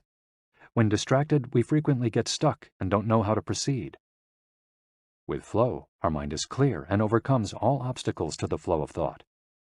With distraction, we're plagued by doubts, concerns, and low self-esteem. With flow, it's pleasant. With distraction, it's boring and exhausting. And with flow, our ego fades. We're not the ones controlling the activity or task we're doing. The task is leading us. And with distraction, constant self-criticism. Our ego is present, and we feel frustrated. Flow in Japan. Takumis, engineers, geniuses, and otakus. What do takumis, artisans, engineers, inventors, and otakus, fans of anime and manga, have in common? They all understand the importance of flowing with their Ikigai at all times. One widespread stereotype about people in Japan is that they're exceptionally dedicated and hard-working, even though some Japanese people say they look like they're working harder than they really are. There is no doubt, though, about their ability to be completely absorbed in a task, or about their perseverance when there's a problem to be solved. One of the first words one learns when starting Japanese lessons is ganbaru, which means to persevere, or to stay firm by doing one's best. Japanese people often apply themselves to even the most basic tasks with an intensity that borders on obsession. We see this in all kinds of contexts, from the retirees taking meticulous care of their rice fields in the mountains of Nagano to the college students working the weekend shift in convenience stores known as konbinis. If you go to Japan, you'll experience this attention to detail firsthand in almost every transaction. Walk into one of the stores that sell handcrafted objects in Naha, Kanazawa, or Kyoto, and you'll also discover that Japan is a treasure trove of traditional craftwork. The people of Japan have a unique talent for creating new technologies while preserving artisanal traditions and techniques. The art of the takumi. Toyota employs artisans who are able to make a certain type of screw by hand. These takumi, or experts in a particular manual skill, are extremely important at Toyota, and they are hard to replace. Some of them are the only people who know how to perform their exact skill, and it doesn't seem as though a new generation is going to take up the mantle. Turntable needles are another example. They're produced almost exclusively in Japan, where you can find the last remaining people who know how to use the machinery required to make these precision needles, and who are trying to pass on their knowledge to their descendants. We met a takumi on a visit to Kumano, a small town near Hiroshima. We were there for the day, working on a photo essay for one of the most famous brands of makeup brushes in the West. The billboard welcoming visitors to Kumano shows a mascot holding a large brush. In addition to the brush factories, the town is full of little houses and vegetable gardens. Heading farther in, you can see several Shinto shrines at the base of the mountains that surround the town. We spent hours taking photos in factories full of people in orderly rows, each doing a single task, such as painting the handles of the brushes or loading boxes of them onto trucks, before we realized we still hadn't seen anyone actually putting bristles into the brush heads. After we asked about this and got the runaround several times, the president of one company agreed to show us how it was done. He led us out of the building and asked us to get into his car. After a 5-minute drive, we parked next to another, smaller structure and climbed the stairs. He opened a door, and we walked into a small room filled with windows that let in lovely natural light. In the middle of the room was a woman wearing a mask. You could see only her eyes. She was so focused on choosing individual bristles for the brushes, gracefully moving her hands and fingers, using scissors and combs to sort the bristles, that she didn't even notice our presence. Her movements were so quick, it was hard to tell what she was doing. The president of the company interrupted her to let her know that we'd be taking photos as she worked. We couldn't see her mouth, but the glint in her eye and the cheerful inflection in her speech let us know she was smiling. She looked happy and proud, talking about her work and responsibilities. We had to use extremely fast shutter speeds to capture her movements. Her hands danced and flowed in concert with her tools and the bristles she was sorting. The president told us that this takumi was one of the most important people in the company, even though she was hidden away in a separate building. Every bristle of every brush the company made passed through her hands. Steve Jobs in Japan. Apple co-founder Steve Jobs was a big fan of Japan. Not only did he visit the Sony factories in the 1980s and adopt many of their methods when he founded Apple, he was also captivated by the simplicity and quality of Japanese porcelain in Kyoto. It was not, however, an artisan from Kyoto who won Steve Jobs' devotion, but rather a takumi from Toyama named Yokio Shakunaga, who used a technique called Etchu Setoyaki, known by only a few. On a visit to Kyoto, Jobs heard of an exhibition of Shakunaga's work. He immediately understood that there was something special about Shakunaga's porcelain. As a matter of fact, he bought several cups, vases, and plates, and went back to the show 3 times that week. Jobs returned to Kyoto several times over the course of his life in search of inspiration, and ended up meeting Shakunaga in person. It is said that Jobs had many questions for him, almost all of them about the fabrication process and the type of porcelain he used. Shakunaga explained that he used white porcelain he extracted himself from mountains in the Toyama prefecture, making him the only artist of his ilk familiar with the fabrication process of porcelain objects from their origins in the mountains to their final form, an authentic takumi. Jobs was so impressed that he considered going to Toyama to see the mountain where Shakunaga got his porcelain, but thought better of it when he heard that it was more than 4 hours by train from Kyoto. In an interview after Jobs' death, Shakunaga said he was very proud that his work had been appreciated by the man who created the iPhone. He added that Jobs' last purchase from him had been a set of 12 teacups. Jobs had asked for something special, a new style. To satisfy this request, Shakunaga made 150 teacups in the process of testing out new ideas. Of these, he chose the 12 best and sent them to the Jobs family. Ever since his first trip to Japan, Jobs was fascinated and inspired by the country's artisans, engineers, especially at Sony, philosophy, especially Zen, and cuisine, especially sushi. Sophisticated simplicity. What do Japanese artisans, engineers, Zen philosophy, and cuisine have in common? Simplicity and attention to detail. It is not a lazy simplicity, but a sophisticated one that searches out new frontiers, always taking the object, the body and mind, or the cuisine to the next level, according to one's Ikigai. As Csikszentmihalyi would say, the key is always having a meaningful challenge to overcome in order to maintain flow. The documentary Jiro Dreams of Sushi gives us another example of a takumi, this time in the kitchen. Its protagonist has been making sushi every day for more than 80 years and owns a small sushi restaurant near the Ginza subway station in Tokyo.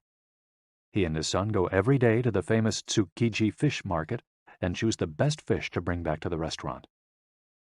In the documentary, we see one of Jiro's apprentices learning to make tamago, a thin, slightly sweet omelet. No matter how hard he tries, he can't get Jiro's approval. He keeps practicing for years until he finally does. Why does the apprentice refuse to give up? Doesn't he get bored cooking eggs every day? No, because making sushi is his Ikigai too. Both Jiro and his son are culinary artists. They don't get bored when they cook. They achieve a state of flow. They enjoy themselves completely when they're in the kitchen. That is their happiness, their Ikigai. They've learned to take pleasure in their work, to lose their sense of time. Beyond the close relationship between father and son, which helps keep the challenge going each day, they also work in a quiet, peaceful environment that allows them to concentrate. Even after receiving a 3-star rating from Michelin, they never considered opening other locations or expanding the business. They serve just 10 patrons at a time at the bar of their small restaurant. Jiro's family isn't looking to make money. Instead, they value good working conditions and creating an environment in which they can flow while making the best sushi in the world. Jiro, like Yukio Shakunaga, begins his work at the source. He goes to the fish market to find the best tuna. Shakunaga goes to the mountains to find the best porcelain. When they get down to work, both become one with the object they're creating. This unity with the object that they reach in a state of flow takes on special meaning in Japan, where, according to Shintoism, forests, trees, and objects have a kami, spirit or god within them. When someone, whether an artist, an engineer, or a chef, sets out to create something, his or her responsibility is to use nature to give it life, while respecting that nature at every moment. During this process, the artisan becomes one with the object and flows with it. An ironworker would say that metal has a life of its own, just as someone making ceramics would say the clay does. The Japanese are skilled at bringing nature and technology together, not man versus nature, but a union of the two. The purity of Ghibli. There are those who say that the Shinto value of being connected with nature is vanishing. One of the harshest critics of this loss is another artist with a clearly defined Ikigai, Hayao Miyazaki, the director of the animated films produced by Studio Ghibli. In nearly all his films, we see humans, technology, fantasy, and nature in a state of conflict, and in the end, coming together. One of the most poignant metaphors in his film, Spirited Away, is an obese spirit covered in trash that represents pollution of the rivers. In Miyazaki's films, forests have personalities, trees have feelings, and robots befriend birds. Considered a national treasure by the Japanese government, Miyazaki is an artist capable of becoming completely absorbed in his art. He uses a cell phone from the late 1990s, and he makes his entire team draw by hand. He directs his films by rendering on paper even the tiniest detail, achieving flow by drawing, not by using a computer. Thanks to this obsession on the director's part, Studio Ghibli is one of the only studios in the world where almost the entire production process is carried out using traditional techniques. Those who have visited Studio Ghibli know that it's fairly typical on a given Sunday to see a solitary individual tucked away in a corner, hard at work. A man in simple clothes who will greet them with an "Ohayo," hello, without looking up.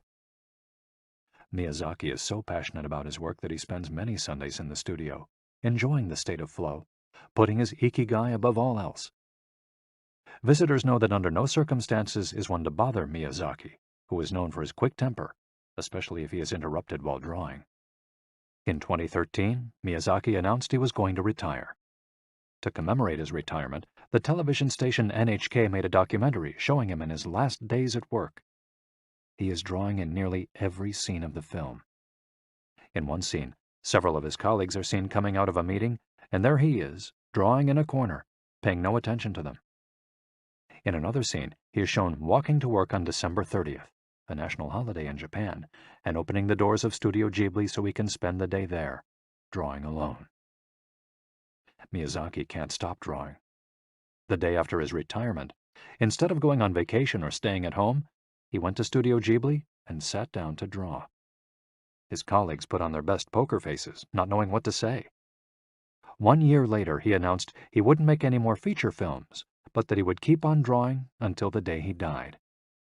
Can someone really retire if he's passionate about what he does? The Recluses. It is not only the Japanese who have this capacity. There are artists and scientists all over the world with strong, clear ikigais. They do what they love until their dying day. The last thing Einstein wrote before closing his eyes forever was a formula that attempted to unite all the forces of the universe in a single theory. When he died, he was still doing what he loved. If he hadn't been a physicist, he said, he would have been happy as a musician. When he wasn't focused on physics or mathematics, he enjoyed playing the violin. Reaching a state of flow while working on his formulas or playing music, his two ikigais, brought him endless pleasure. Many such artists might seem misanthropic or reclusive, but what they are really doing is protecting the time that brings them happiness, sometimes at the expense of other aspects of their lives. They are outliers who apply the principles of flow to their lives to an extreme. Another example of this kind of artist is the novelist Haruki Murakami.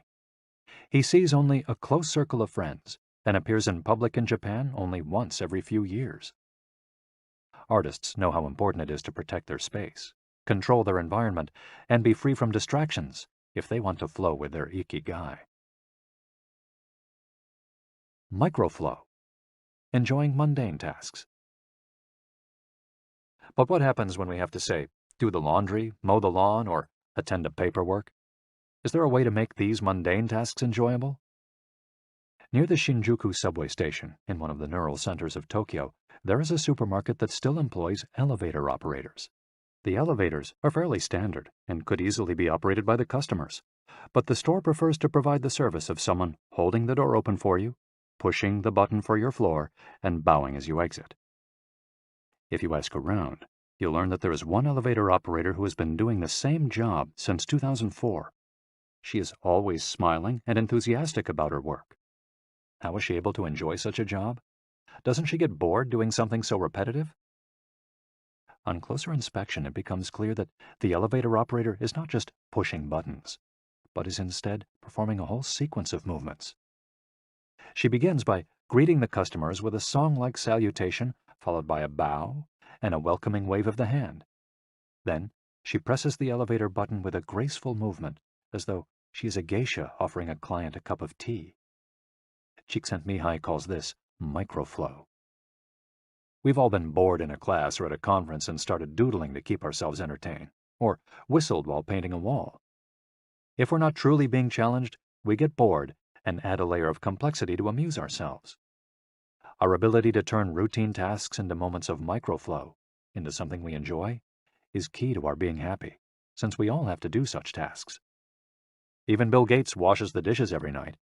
He says he enjoys it, that it helps him relax and clear his mind, and that he tries to do it a little better each day, following an established order or set of rules he's made for himself. Plates first, forks second, and so on. It's one of his daily moments of microflow.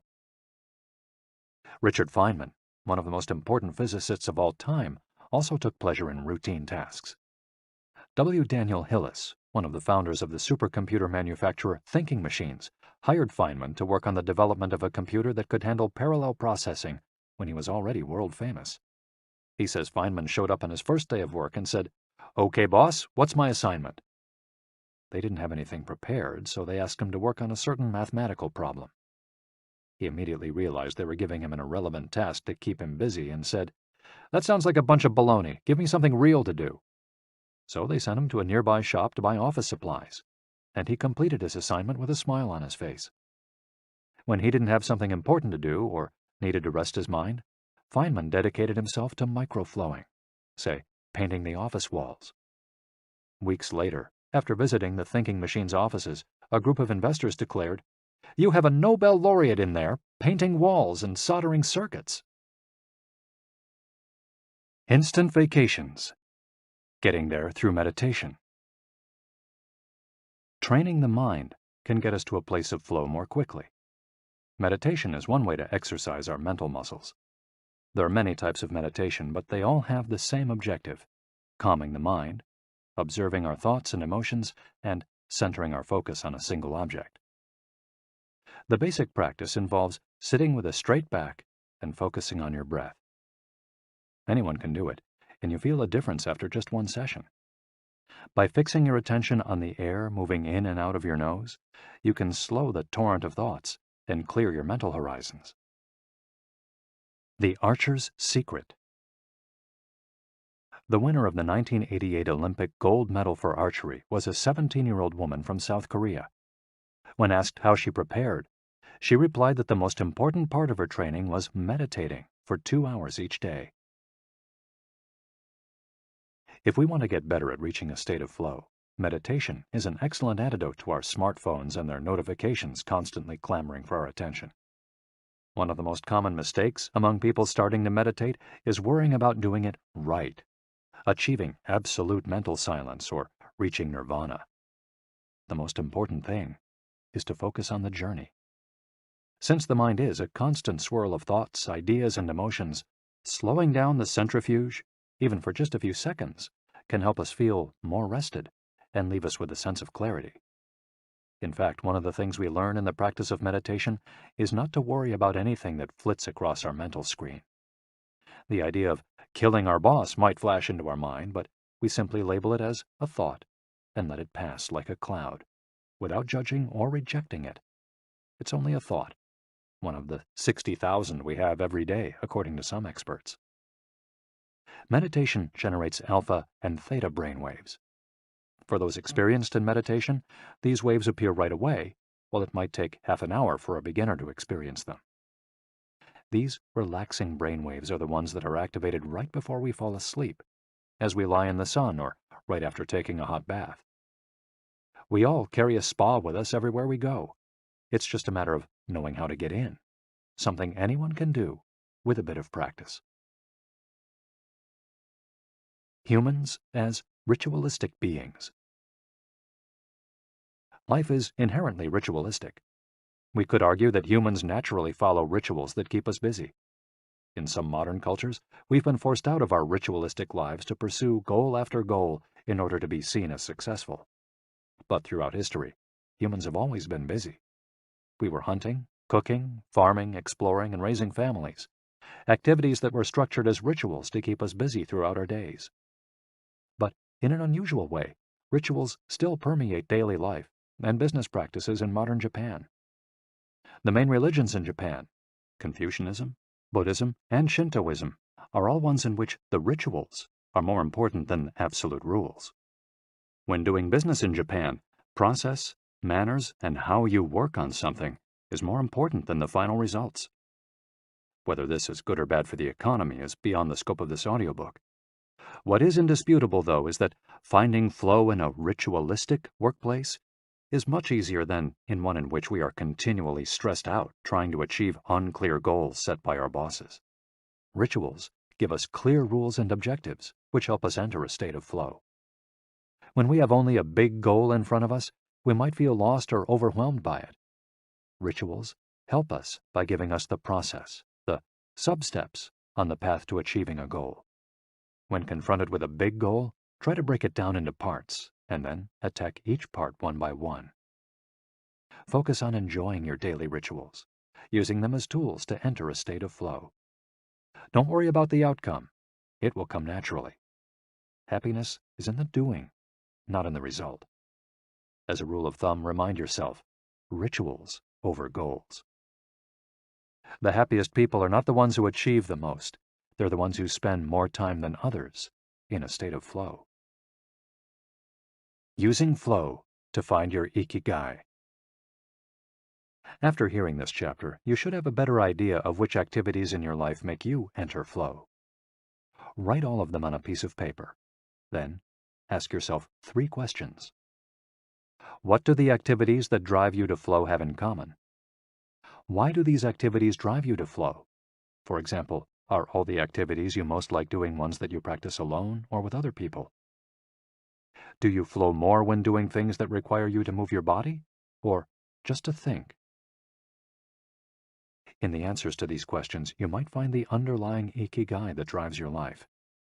If you don't, then keep searching by going deeper into what you like by spending more of your time in the activities that make you flow.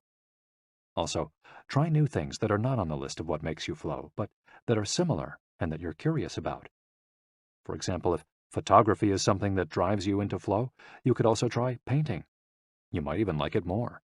Or if you love snowboarding and have never tried surfing, flow is mysterious.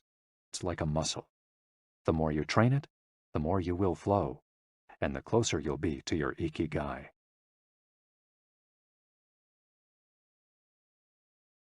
Chapter 5. Masters of Longevity. Words of wisdom from the longest living people in the world.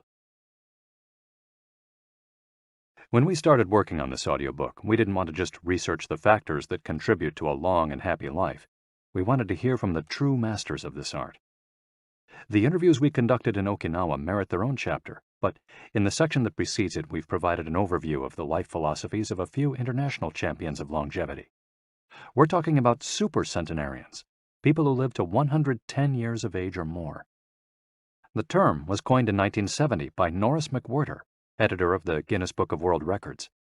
Its use became more widespread in the 1990s after it appeared in William Strauss and Neil Howe's Generations.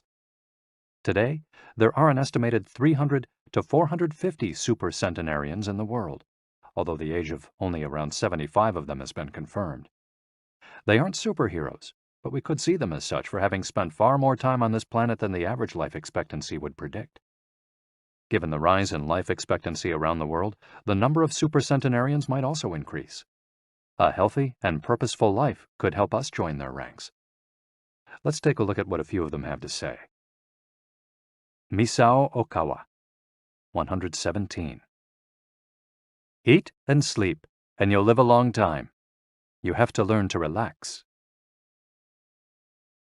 According to the Gerontology Research Group, until April 2015, the oldest living person in the world was Misao Okawa, who passed away in a care facility in Osaka, Japan after living for 117 years, 27 days.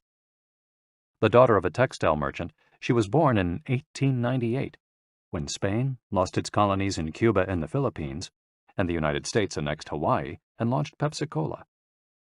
Until she was 110, this woman, who lived in 3 different centuries, cared for herself unassisted. When specialists asked about her self-care routine, Misao answered simply, eating sushi and sleeping, to which we should add having a tremendous thirst for life. When they inquired about her secret for longevity, she answered with a smile, "I ask myself the same thing." Proof that Japan continues to be a factory of long life. In July of the same year, Sakari Momoi passed away at 112 years and 150 days old. At the time, he was the oldest man in the world, though he was younger than 57 women.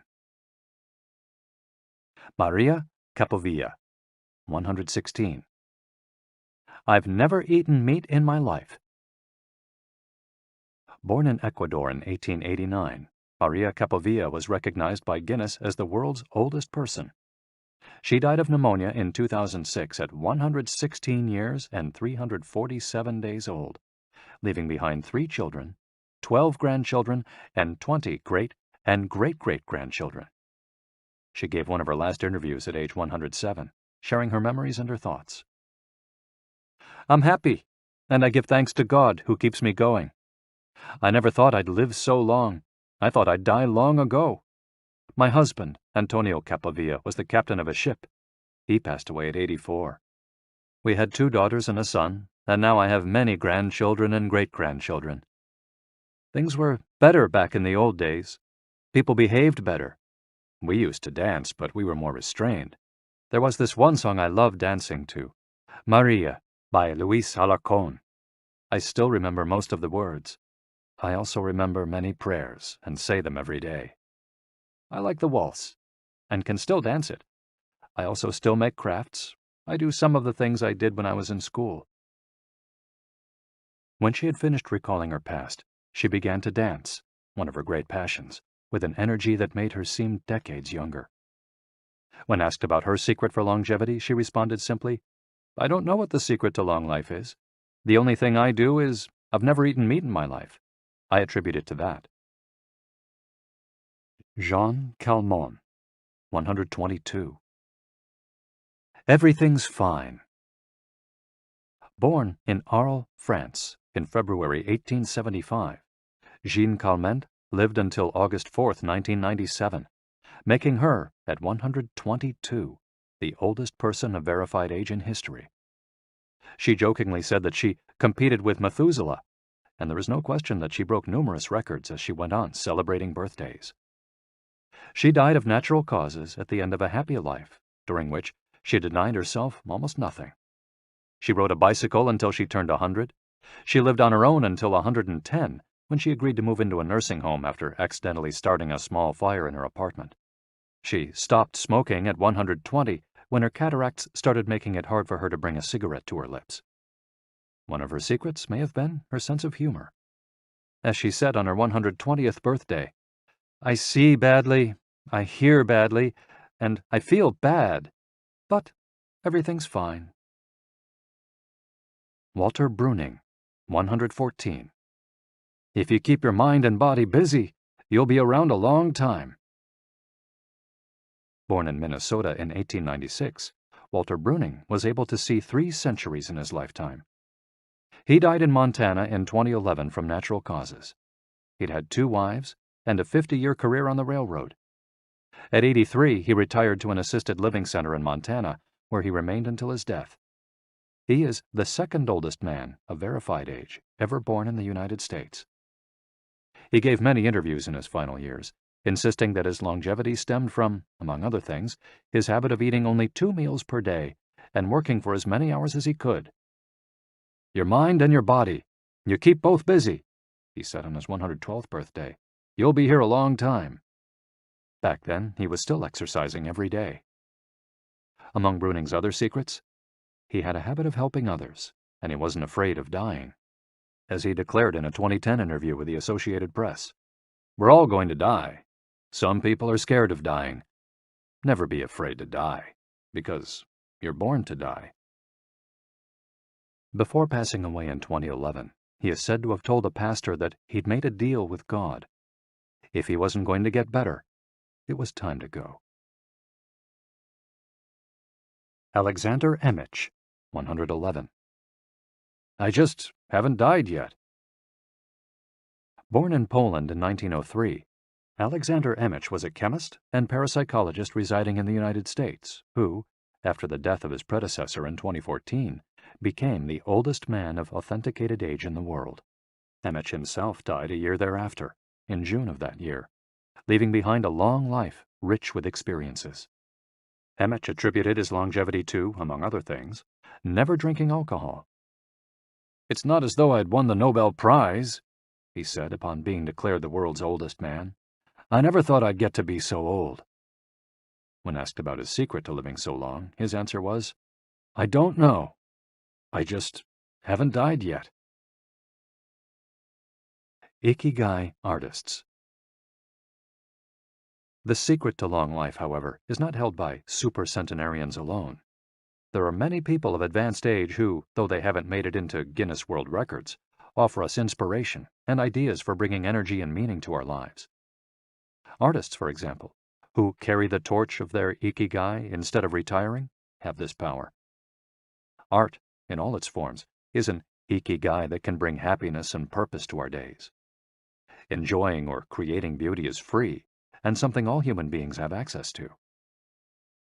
Hokusai, the Japanese artist who made woodblock prints in the ukiyo-e style and lived for 88 years, from the mid-18th to the mid-19th century, added this postscript to the first edition of his 100 Views of Mount Fuji. "All that I have produced before the age of 70 is not worth being counted.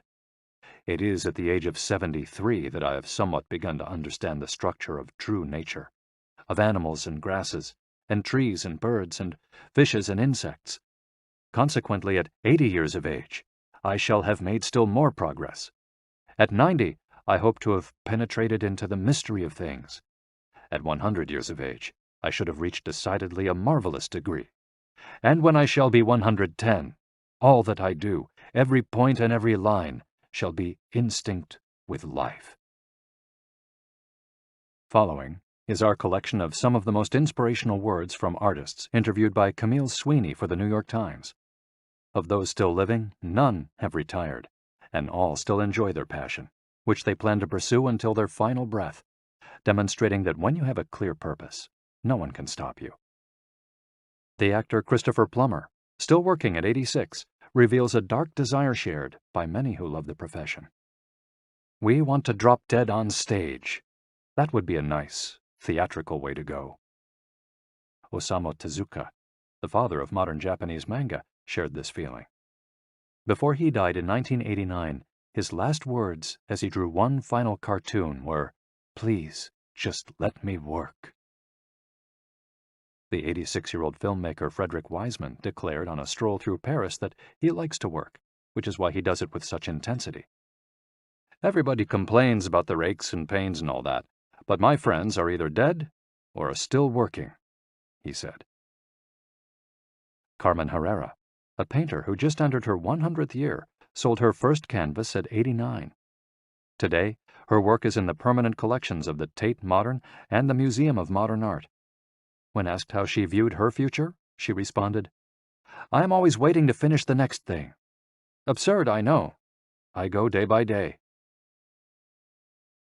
Never stop learning. You may grow old and trembling in your anatomies.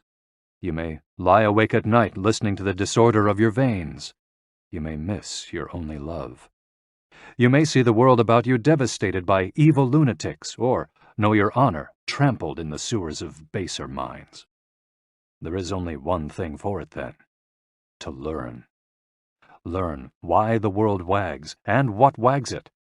That is the only thing which the mind can never exhaust, never alienate, never be tortured by, never fear or distrust, and never dream of regretting. T.H. White, the once and future king.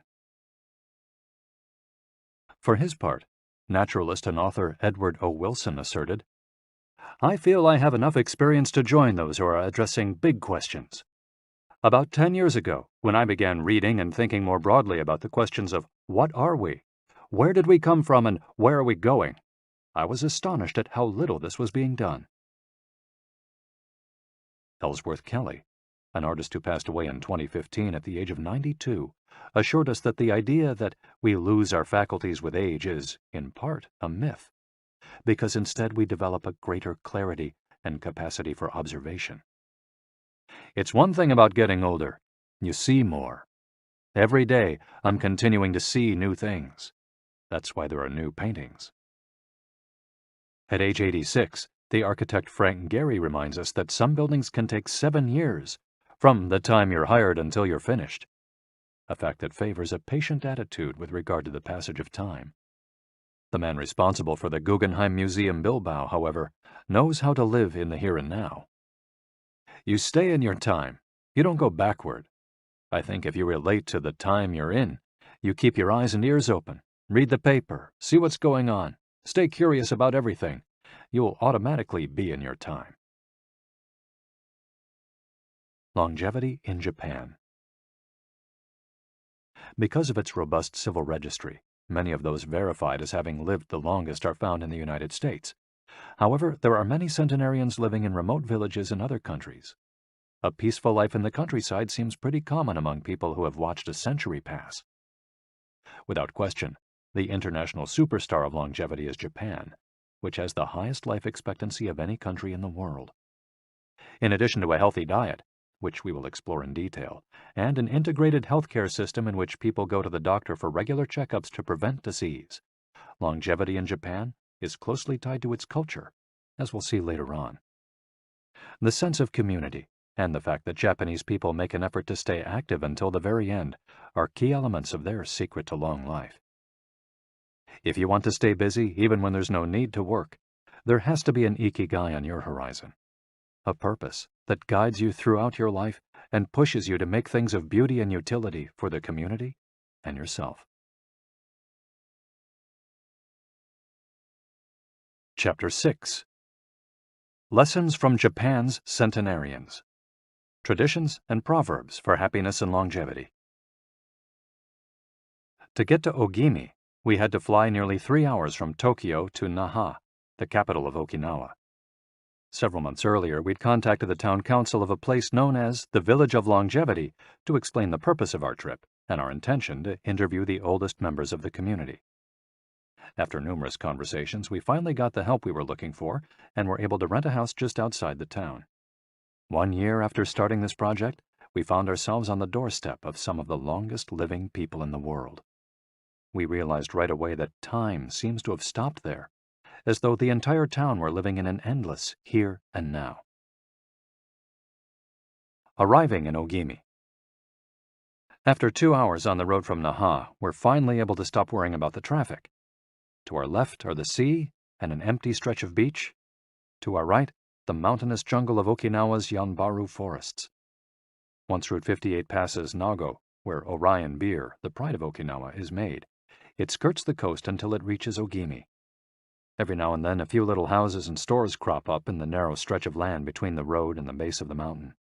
We pass small clusters of houses scattered here and there as we enter the municipality of Ogimi, but the town doesn't really seem to have a center. Our GPS finally guides us to our destination, the Center for the Support and Promotion of Well-Being, housed in an unattractive cinder block building right off the highway. We go in through the back door, where a man named Taira is waiting for us. Beside him is a petite, cheerful woman who introduces herself as Yuki. 2 other women immediately get up from desks and show us to a conference room. They serve us each a cup of green tea and a few shikuwasa, a small citrus fruit that packs a big nutritional punch, as we'll see later on. Taira sits down across from us in his formal suit and opens up a large planner and a 3-ring binder. Yuki sits next to him. The binder contains a list of all the town's residents, organized by age and club, or moai. Taira points out that these groups of people who help one another are characteristic of Ogimi. The moai are not organized around any concrete objective. They function more like a family. Taira also tells us that volunteer work, rather than money, drives much of what happens in Ogimi. Everyone offers to pitch in, and the local government takes care of assigning tasks. This way, everyone can be useful and feels like part of the community. Ogimi is the penultimate town before Cape Hedo, the northernmost point of the largest island in the archipelago. From the top of Ogimi's mountains, we're able to look down over the whole town, Almost everything is the green of the Yanbaru jungle, making us wonder where the nearly 3,200 residents are hiding. We can see a few houses, but they're scattered in little clusters near the sea or in small valleys, accessible by side roads. Communal life. We're invited to eat in one of Ogimi's few restaurants, but when we arrive, the only 3 tables are already reserved. "Don't worry, we'll go to Churaumi instead. It never fills up," says Yuki, walking back to the car. She's still driving at age 88, and takes great pride in that. Her co-pilot is 99, and has also decided to spend the day with us. We have to drive fast to keep up with them on a highway that is sometimes more dirt than asphalt. Finally reaching the other end of the jungle, we can at last sit down to eat. "I don't really go to restaurants," Yuki says as we take our seats. "Almost everything I eat comes from my vegetable garden, and I buy my fish from Tanaka, who's been my friend forever." The restaurant is right by the sea, and seems like something from the planet Tatooine from Star Wars. The menu boasts in large letters that it serves slow food, prepared with organic vegetables grown in the town. "But really," Yuki continues, "food is the least important thing." She is extroverted and rather pretty. She likes to talk about her role as the director of several associations run by the local government. "Food won't help you live longer," she says, bringing to her lips a bite of the diminutive confection that followed our meal. "The secret is smiling and having a good time." There are no bars and only a few restaurants in Ogimi, but those who live there enjoy a rich social life that revolves around community centers. The town is divided into 17 neighborhoods, and each one has a president and several people in charge of things like culture, festivals, social activities, and longevity. Residents pay close attention to this last category. We're invited to the community center of one of the 17 neighborhoods. It's an old building right next to one of the mountains of the Yanbaru jungle, home to Bunagaya, the town's iconic sprites. The Bunagaya spirits of the Yanbaru jungle. Bunagaya are magical creatures that inhabit the Yanbaru jungle near Ogimi and its surrounding towns. They manifest as children with long red hair and like to hide in the jungle's kajumaru, banyan trees, and go fishing on the beach. Many of Okinawa's stories and fables are about Bunagaya sprites. They're mischievous, playful, and unpredictable.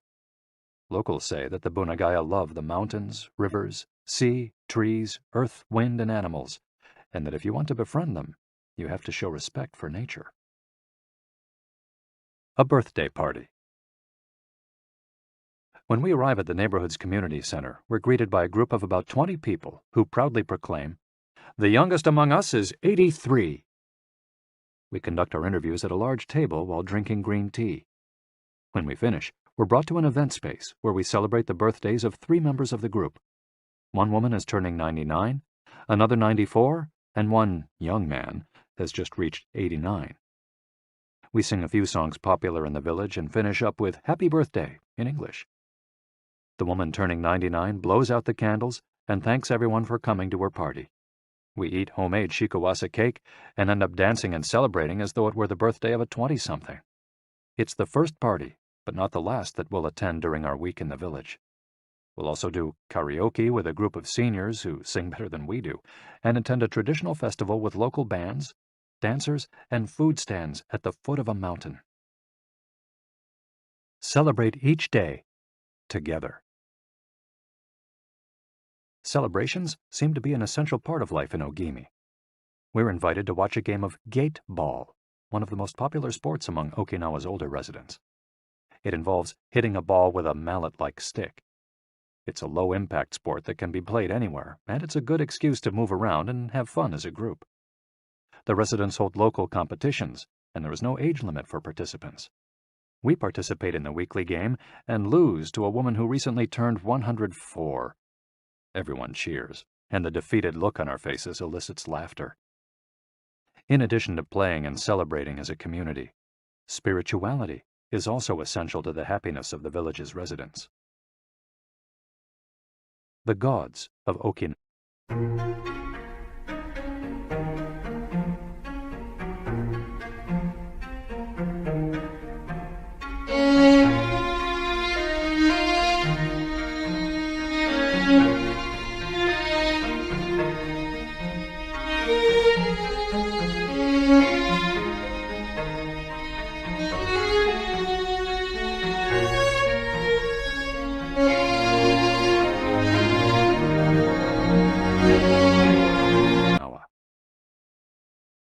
The main religion in Okinawa is known as Ryukyu Shinto. Ryukyu is the original name of the Okinawa archipelago, and Shinto means the path of the gods. Ryukyu Shinto combines elements of Chinese Taoism, Confucianism, Buddhism, and Shintoism with shamanistic and animistic elements. According to this ancient faith, the world is populated by an infinite number of spirits divided into several types: spirits of the home, of the forest, of the trees, and of the mountains.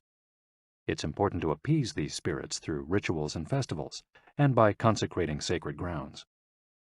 Okinawa is full of sacred jungles and forests, where many of the two main kinds of temples are found, the Utaki and the Uganju. We visited an Uganju, or small open-air temple, adorned with incense and coins next to a waterfall in Ogimi. The Utaki is a collection of stones where people go to pray and where, supposedly, spirits gather. In Okinawa's religious practice, women are considered spiritually superior to men, whereas the opposite is true of traditional Shintoism in the rest of Japan. Yuta are women chosen as mediums by their communities to make contact with the spirit realm through traditional rites. Ancestor worship is another important feature of spiritual practice in Okinawa, and in Japan in general. The home of each generation's firstborn usually contains a butsudan, or small altar, used to pray for and make offerings to the family's ancestors. Mabui. Every person has an essence, or mabui. This mabui is our spirit and the source of our life force. It is immortal and makes us who we are. Sometimes the mabui of someone who has died is trapped in the body of a living person. This situation requires a separation ritual to free the mabui of the deceased.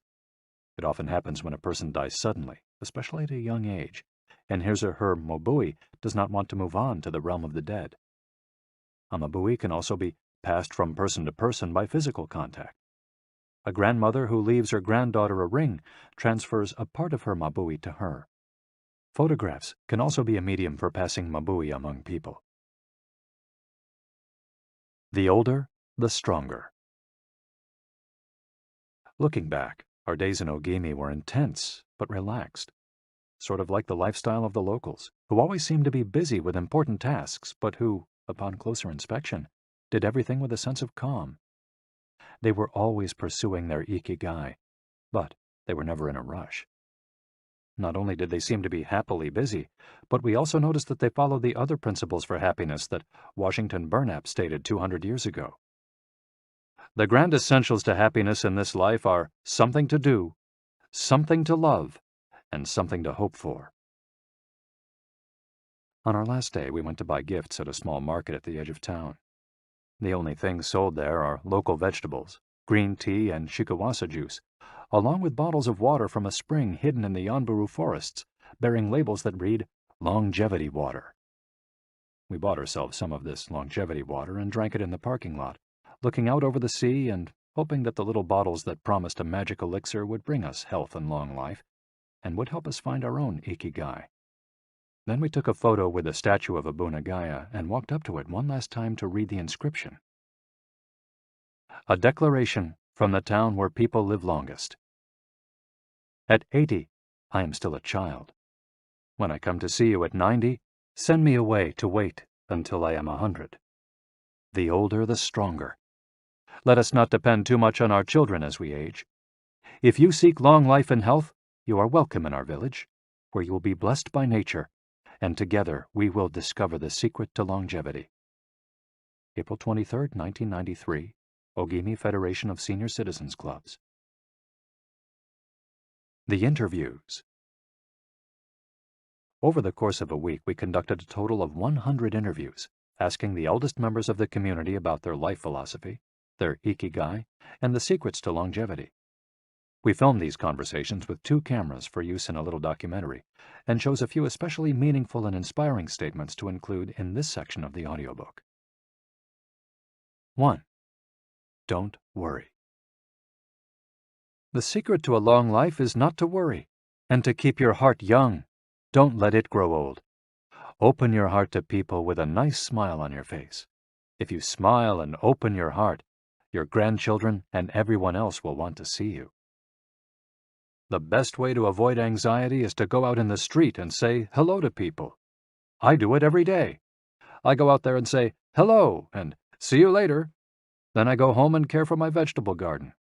In the afternoon, I spend time with friends. Here, everyone gets along. We try not to cause problems. Spending time together and having fun is the only thing that matters. 2. Cultivate good habits. I feel joy every morning waking up at 6 and opening the curtains to look out at my garden where I grow my own vegetables. I go right outside to check on my tomatoes, my mandarin oranges. I love the sight of them. It relaxes me. After an hour in the garden, I go back inside and make breakfast. I plant my own vegetables and cook them myself. That's my Ikigai. The key to staying sharp in old age is in your fingers. From your fingers to your brain and back again. If you keep your fingers busy, you'll live to see 100. I get up at 4 every day. I set my alarm for that time, have a cup of coffee, and do a little exercise, lifting my arms. That gives me energy for the rest of the day. I eat a bit of everything. I think that's the secret. I like variety in what I eat. I think it tastes better. Working. If you don't work, your body breaks down. When I wake up, I go to the Butsudan and light incense. You have to keep your ancestors in mind. It's the first thing I do every morning. I wake up every day at the same time, early, and spend the morning in my vegetable garden. I go dancing with my friends once a week. I do exercise every day, and every morning I go for a little walk. I never forget to do my Taiso exercises when I get up. Eating vegetables, it helps you live longer. To live a long time, you need to do 3 things. Exercise to stay healthy, eat well, and spend time with people. 3. Nurture your friendships every day. Getting together with my friends is my most important Ikigai. We all get together here and talk. It's very important. I always know I'll see them all here tomorrow, and that's one of my favorite things in life. My main hobby is getting together with friends and neighbors. Talking each day with the people you love, that's the secret to a long life. I say hello and see you later to the children on their way to school and wave at everyone who goes by me in their car. Drive safely, I say. Between 7:20 a.m. and 8:15 a.m., I'm outside on my feet the whole time, saying hello to people. Once everyone's gone, I go back inside. Chatting and drinking tea with my neighbors, that's the best thing in life. And singing together. I wake up at 5 every morning, leave the house, and walk to the sea.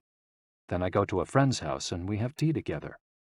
That's the secret to a long life, getting together with people and going from place to place. 4. Live an unhurried life. My secret to a long life is always saying to myself, slow down and relax. You live much longer if you're not in a hurry. I make things with wicker. That's my Ikigai. The first thing I do when I wake up is pray. Then I do my exercises and eat breakfast. At 7, I calmly start working on my wicker. When I get tired at 5, I go visit my friends. Doing many different things every day. Always staying busy but doing one thing at a time without getting overwhelmed. The secret to long life is going to bed early, waking up early, and going for a walk. Living peacefully and enjoying the little things. Getting along with your friends. Spring, summer, fall, winter. Enjoying each season happily. 5. Be optimistic. Every day I say to myself, today will be full of health and energy. Live it to the fullest. I'm 98, but consider myself young. I still have so much to do. Laugh. Laughter is the most important thing. I laugh wherever I go. I'm going to live to be 100. Of course I am. It's a huge motivation for me. Dancing and singing with your grandchildren is the best thing in life. I feel very fortunate to have been born here. I give thanks for it every day. The most important thing in Ogimi, in life, is to keep smiling. I do volunteer work to give back to the village a bit of what it has given to me. For example, I use my car to help friends get to the hospital. There's no secret to it. The trick is just to live. Keys to the Ogimi lifestyle. 100% of the people we interviewed keep a vegetable garden, and most of them also have fields of tea, mangoes, shikawasa, and so on. All belong to some form of neighborhood association where they feel cared for as though by family.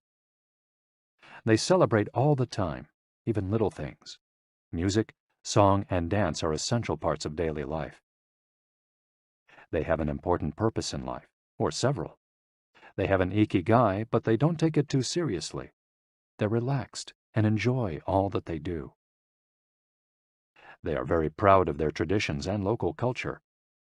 They are passionate about everything they do, however insignificant it might seem. Locals have a strong sense of yui ma'aru, recognizing the connection between people. They help each other with everything from work in the fields, harvesting sugarcane or planting rice, to building houses and municipal projects.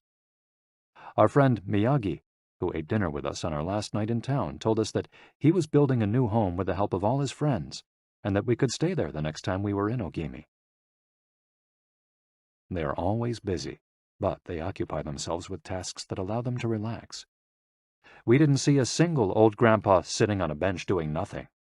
They're always coming and going, to sing karaoke, visit with neighbors, or play a game of gateball. Chapter 7. The Ikigai Diet. What the world's longest living people eat and drink. According to the World Health Organization, Japan has the highest life expectancy in the world, 85 years for men and 87.3 years for women. Moreover, it has the highest ratio of centenarians in the world, more than 520 for every million people, as of September 2016. While life expectancy in Japan is high overall, Okinawa exceeds the national average. Okinawa is one of the areas in Japan that were most affected by World War II. As a result not only of conflicts on the battlefield, but also of hunger and a lack of resources once the war ended, the average life expectancy was not very high during the 1940s and 1950s. As Okinawans recovered from the destruction, however, they came to be some of the country's longest living citizens. What secrets to long life do the Japanese hold?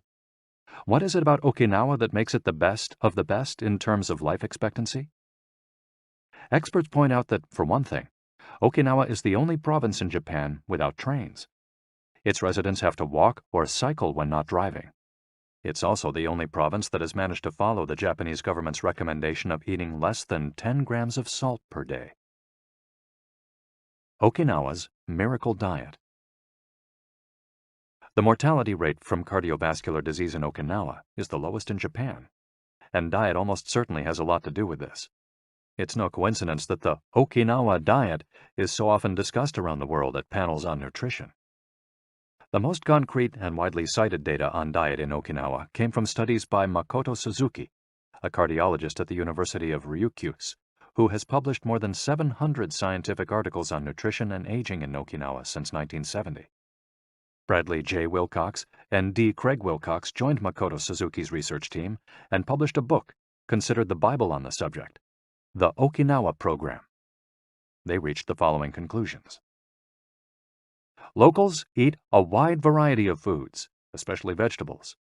Variety seems to be key. A study of Okinawa's centenarians showed that they ate 206 different foods, including spices, on a regular basis. They ate an average of 18 different foods each day, a striking contrast to the nutritional poverty of our fast food culture. They eat at least 5 servings of fruits and vegetables every day. At least 7 types of fruits and vegetables are consumed by Okinawans on a daily basis. The easiest way to check if there's enough variety on your table is to make sure you're eating the rainbow. A table featuring red peppers, carrots, spinach, cauliflower, and eggplant, for example, offers great color and variety. Vegetables, potatoes, legumes, and soy products, such as tofu, are the staples of an Okinawan's diet. More than 30% of their daily calories come from vegetables. Grains are the foundation of their diet. Japanese people eat white rice every day, sometimes adding noodles. Rice is the primary food in Okinawa as well. They rarely eat sugar. And if they do, it's cane sugar. We drove through several sugarcane fields every morning on our way to Ogimi, and even drank a glass of cane juice at Nakijin Castle. Beside the stall selling the juice was a sign describing the anti-carcinogenic benefits of sugarcane. In addition to these basic dietary principles, Okinawans eat fish an average of 3 times per week. Unlike in other parts of Japan, the most frequently consumed meat is pork, though locals eat it only once or twice per week. Along these lines, Makoto Suzuki's studies indicate the following. Okinawans consume, in general, 1/3 as much sugar as the rest of Japan's population, which means that sweets and chocolate are much less a part of their diet. They also eat practically half as much salt as the rest of Japan, 7 grams per day compared to an average of 12. They consume fewer calories, an average of 1,785 per day, compared to 2,068 in the rest of Japan. In fact, low caloric intake is common among the 5 blue zones. Hara-hachi-bu. This brings us back to the 80% rule we mentioned in the first chapter, a concept known in Japanese as hara-hachi-bu. It's easy to do. When you notice you're almost full but could have a little more, just stop eating. One easy way to start applying the concept of hara-hachi-bu is to skip dessert, or to reduce portion size. The idea is to still be a little bit hungry when you finish. This is why portion size tends to be much smaller in Japan than in the West. Food isn't served as appetizers, main courses, and dessert.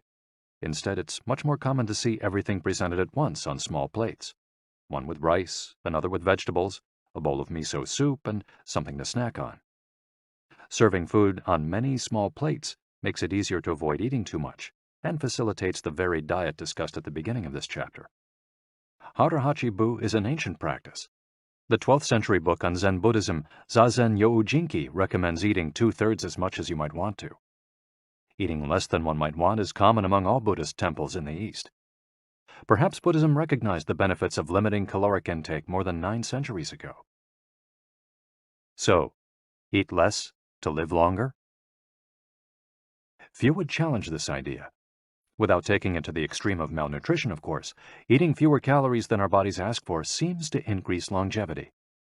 The key to staying healthy while consuming fewer calories is eating foods with a high nutritional value, especially superfoods, and avoiding those that add to our overall caloric intake but offer little to no nutritional value.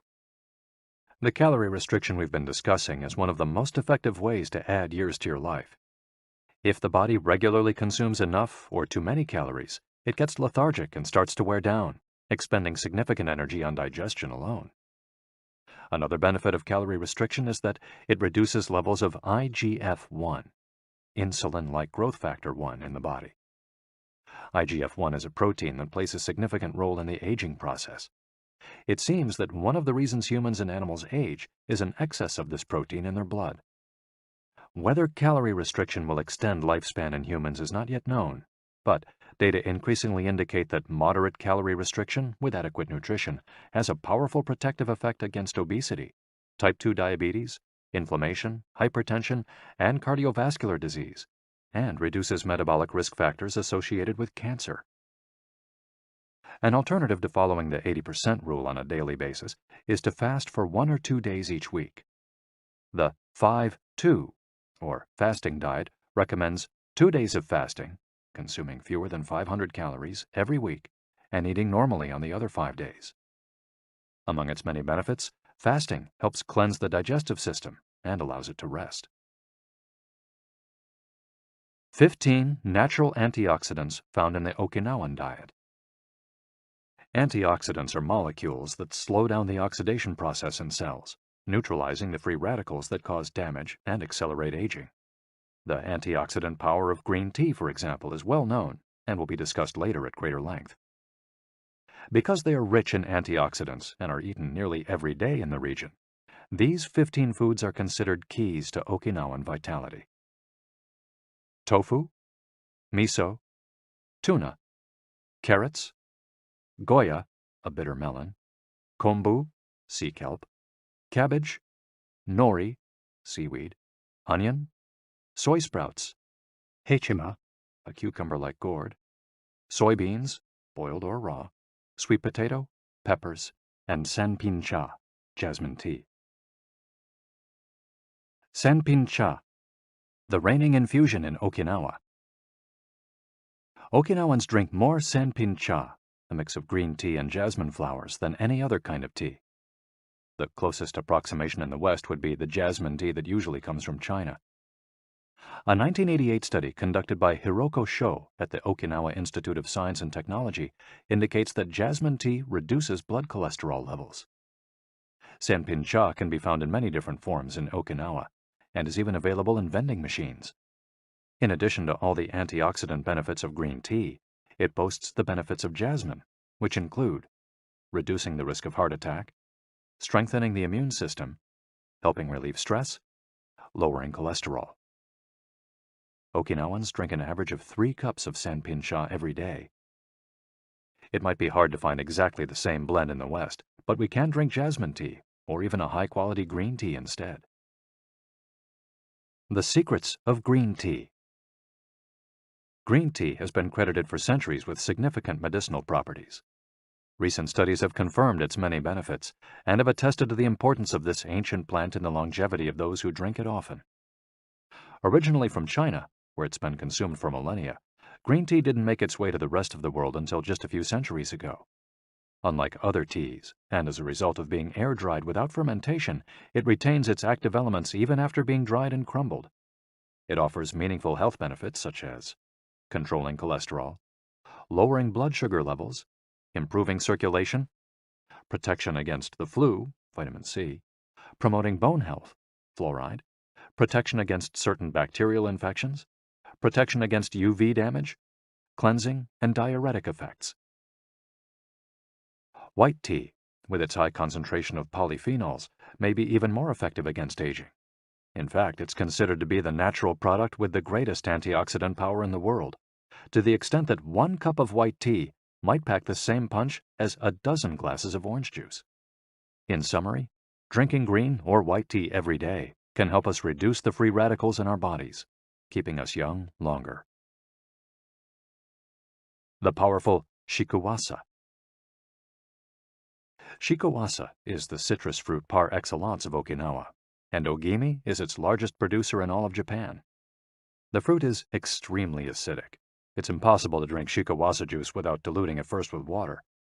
Its taste is somewhere between that of a lime and a mandarin orange, to which it bears a family resemblance. Shikuwasas also contain high levels of nobiletin, a flavonoid rich in antioxidants. All citrus fruits, grapefruits, oranges, lemons, are high in nobiletin, but Okinawa's shikuwasas have 40 times as much as oranges. Consuming nobiletin has been proven to protect us from arteriosclerosis, cancer, type 2 diabetes, and obesity in general. Shikuwasas also contain vitamins C and B, beta-carotene, and minerals. They're used in many traditional dishes and to add flavor to food, and are squeezed to make juice. While conducting research at the birthday parties of the town's grandparents, we were served shikuwasa cake. The antioxidant canon for Westerners. In 2010, the UK's Daily Mirror published a list of foods recommended by experts to combat aging. Among these foods readily available in the West are vegetables, such as broccoli and chard, for their high concentration of water, minerals, and fiber. Oily fish, such as salmon, mackerel, tuna, and sardines, for all the antioxidants in their fat. Fruits, such as citrus, strawberries, and apricots. They're an excellent source of vitamins and help eliminate toxins from the body. Berries, such as blueberries and goji berries. They're rich in phytochemical antioxidants. Dried fruits, which contain vitamins and antioxidants and give you energy. Grains, such as oats and wheat, which give you energy and contain minerals. Olive oil, for its antioxidant effects that show in your skin.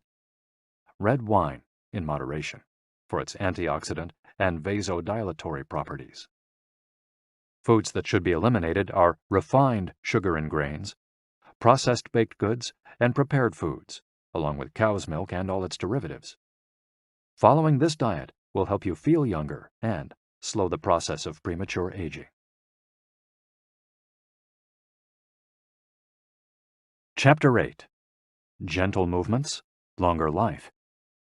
Exercises from the East that promote health and longevity. Studies from the Blue Zone suggest that the people who live the longest are not the ones who do the most exercise, but rather the ones who move the most.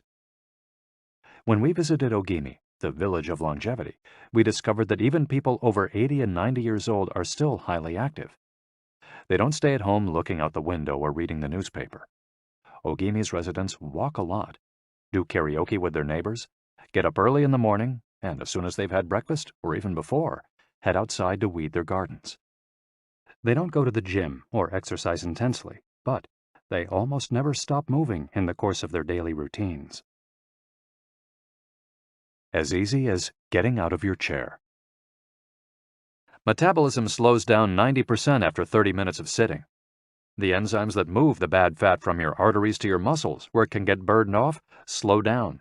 And after 2 hours, good cholesterol drops 20%. Just getting up for 5 minutes is going to get things going again. These things are so simple they're almost stupid, says Gavin Bradley in a 2015 interview with Bridget Schulte for The Washington Post. Bradley is one of the preeminent experts on the subject, and the director of an international organization dedicated to building awareness of how detrimental sitting all the time can be to our health.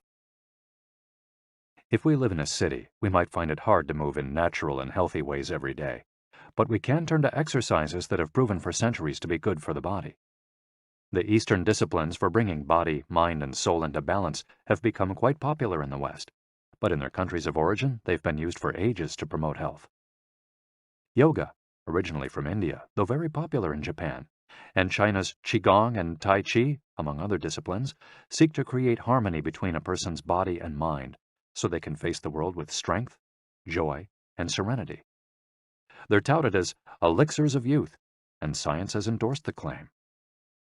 These gentle exercises offer extraordinary health benefits and are particularly appropriate for older individuals who have a harder time staying fit.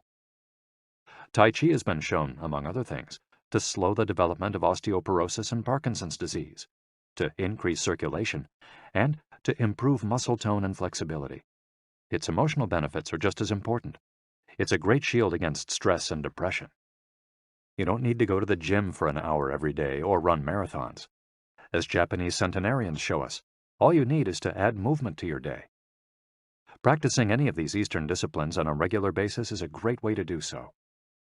An added benefit is that they all have well-defined steps, and as we heard in Chapter 4, disciplines with clear rules are good for flow. If you don't like any of these disciplines, feel free to choose a practice that you love and that makes you move. Following, we'll take a look at some of the practices that promote health and longevity. But first, a little appetizer, a singularly Japanese exercise for starting your day. Radio Taiso. This morning warm-up has been around since before World War II. The radio part of its name is from when the instructions for each exercise were transmitted over the radio, but today people usually do these movements while tuned to a television channel or internet video demonstrating the steps. One of the main purposes of doing radio Taiso is to promote a spirit of unity among participants. The exercises are always done in groups, usually in schools before the start of classes, and in businesses before the workday begins. Statistics show that 30% of Japanese practice radio Taiso for a few minutes every morning. But radio Taiso is one thing that almost everyone we interviewed in Ogimi had in common. Even the residents of the nursing home we visited dedicated at least 5 minutes every day to doing it, though some did the exercises from their wheelchairs. We joined them on their daily practice, and we felt refreshed for the rest of the day. When these exercises are done in a group, it's usually on a sports field or in a large reception hall, and typically involves some kind of loudspeaker. The exercises take 5 or 10 minutes, depending on whether you do all or only some of them. They focus on dynamic stretching and increasing joint mobility. One of the most iconic Radio Taiso exercises consists of simply raising your arms above your head and then bringing them down in a circular motion. It's a tool to wake up the body, an easy mobility workout that is low in intensity and that focuses on exercising as many joints as possible. It might seem basic, but in our modern lives, we can spend days without raising our arms above our ears. Think about it. Our arms are down when using computers, when using smartphones, when reading books. One of the few times we raise our hands over our heads is when reaching for something in a cupboard or closet, while our ancestors were raising their hands over their heads all the time when gathering things from trees. Radio Taiso helps us to practice all the basic movements of the body. Yoga. Popular in Japan as well as in the West, yoga can be done by almost anyone. Some of its poses have even been adapted for pregnant women and practitioners with physical disabilities. Yoga comes from India, where it was developed millennia ago to unite our mental and physical elements. The word yoga itself comes from the Sanskrit term for yoke, which refers to the crosspiece that binds draft animals to one another and to the cart they're pulling. Yoga strives to unite body and mind in the same way, guiding us toward a healthy lifestyle in harmony with the world around us. The main objectives of yoga are to bring us closer to our human nature, mental and physical purification, to bring us closer to the divine. Styles of yoga. Though all are oriented towards similar goals, there are many different types of yoga that vary according to the traditions and texts from which they were developed. The differences among them lie, as the masters say, in the path taken to the summit of our best self. Jnana Yoga. The yoga of wisdom, the search for discipline and mental growth.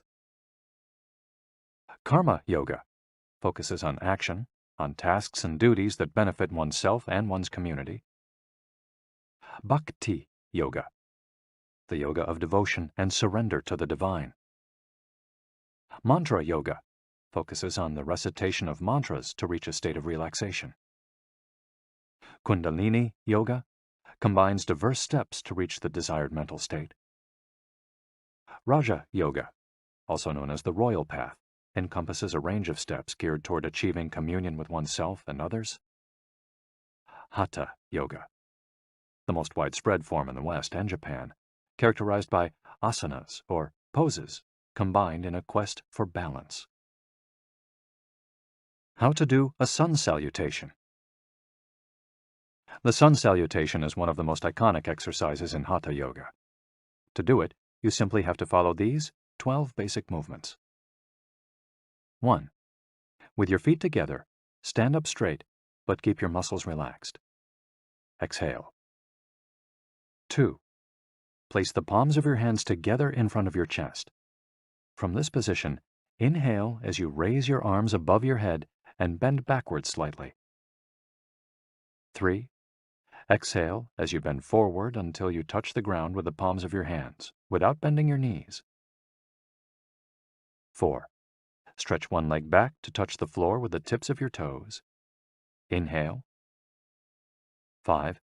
Bring the other leg back, keeping your legs and arms straight as you hold your breath. 6. As you exhale, bend your arms and bring your chest to the ground, and then forward, resting your knees on the ground. 7. Straighten your arms and bend your spine back, keeping the lower half of your body on the ground. Inhale. 8. With your hands and feet on the ground, lift your hips until your arms and legs are straight and your body forms an upside-down V. Exhale throughout the movement. 9. Bring forward the same leg you'd stretched back earlier and bend it so that your knee and foot are aligned under your head and between your hands. Inhale. 10. Exhale as you bring your back foot forward and straighten your legs, keeping your hands on the ground as in posture 3. 11. Bring your arms above your head with your palms together and bend backwards slightly as you did in posture 2 while you inhale. 12. Lower your arms to their initial position in mountain pose while you exhale. You've just greeted the sun. Now you're ready to have a fantastic day. Tai Chi. Also known as Tai Chi Chuan, Tai Chi is a Chinese martial art that can be traced back hundreds of years to Buddhism and Confucianism. It's very popular in Japan, too. According to Chinese tradition, it was created by the Taoist master and martial arts practitioner Zhang Sanfeng, though it was Yang Luchan who in the 19th century brought the form to the rest of the world. Tai Chi was originally a neijia, or internal martial art, meaning its goal was personal growth. Focused on self-defense, it teaches those who practice it to defeat their adversaries by using the least amount of force possible and by relying on agility. Tai Chi, which was also seen as a means of healing body and mind, would go on to be used more frequently to foster health and inner peace. To encourage its citizens to be more active, the Chinese government promoted it as an exercise, and it lost its original connection to martial arts, becoming instead a source of health and well-being, accessible to all. Styles of Tai Chi. There are different schools and styles of Tai Chi. The following are the best known. Chen style alternates between slow movements and explosive ones. Yang style, the most widespread of the forms, characterized by slow, fluid movements. Wu style utilizes small, slow, deliberate movements. Hao style, centered on internal movements, with almost microscopic external movements, one of the least practiced forms of Tai Chi, even in China. Despite their differences, these styles all have the same objectives. 1. To control movement through stillness. 2. To overcome force through finesse. 3. To move second and arrive first. 4. To know yourself and your opponent. The 10 basic principles of Tai Chi. According to the master Yang Cheng Fu, the correct practice of Tai Chi follows 10 basic principles. 1. Elevate the crown of your head and focus all your energy there. 2. Tighten your chest and expand your back to lighten your lower body. 3. Relax your waist and let it guide your body. 4. Learn to differentiate between heaviness and lightness, knowing how your weight is distributed. 5. Relax the shoulders to allow free movement of the arms and promote the flow of energy. 6. Value the agility of the mind over the strength of the body. 7. Unify the upper and lower body so they act in concert.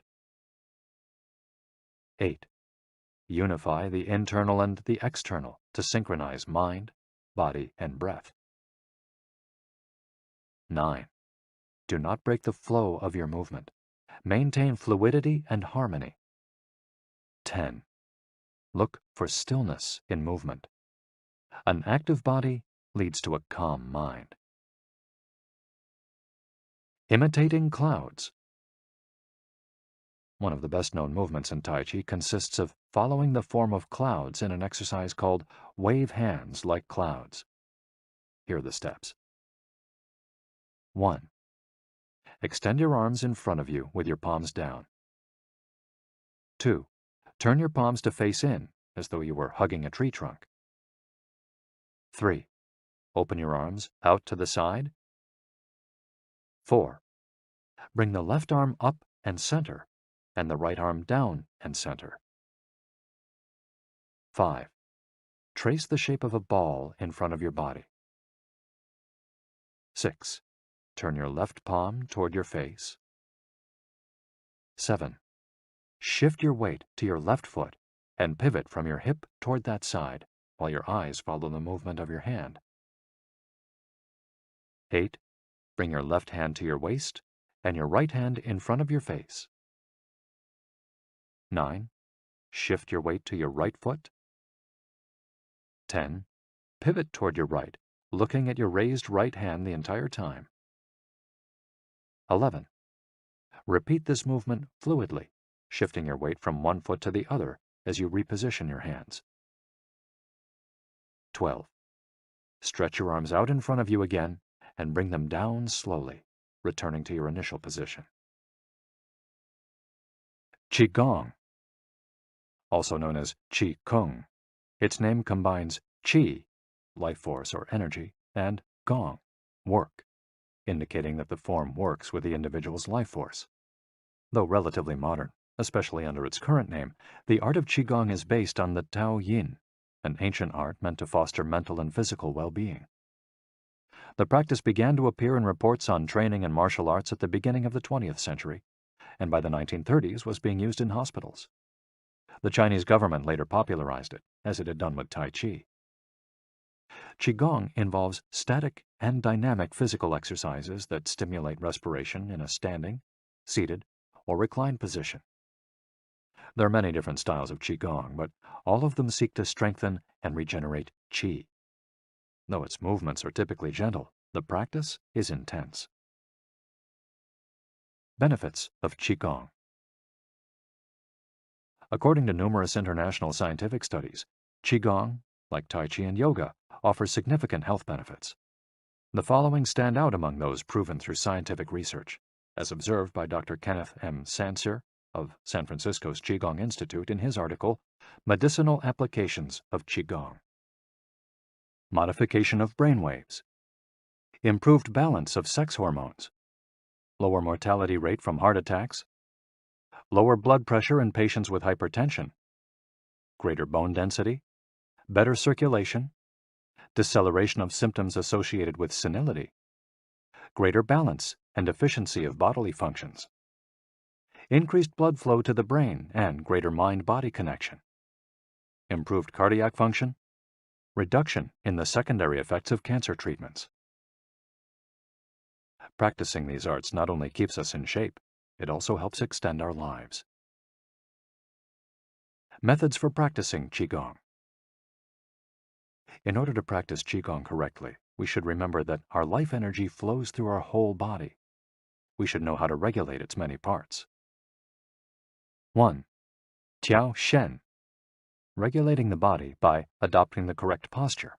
It's important to be firmly rooted to the ground. 2. Tiao Shi. Regulating the breath until it is calm, steady, and peaceful. 3. Tiao Xin. Regulating the mind, the most complicated part, as it implies emptying the mind of thoughts. Tiao Qi. Regulating the life force through the regulation of the 3 prior elements so that it flows naturally. 5.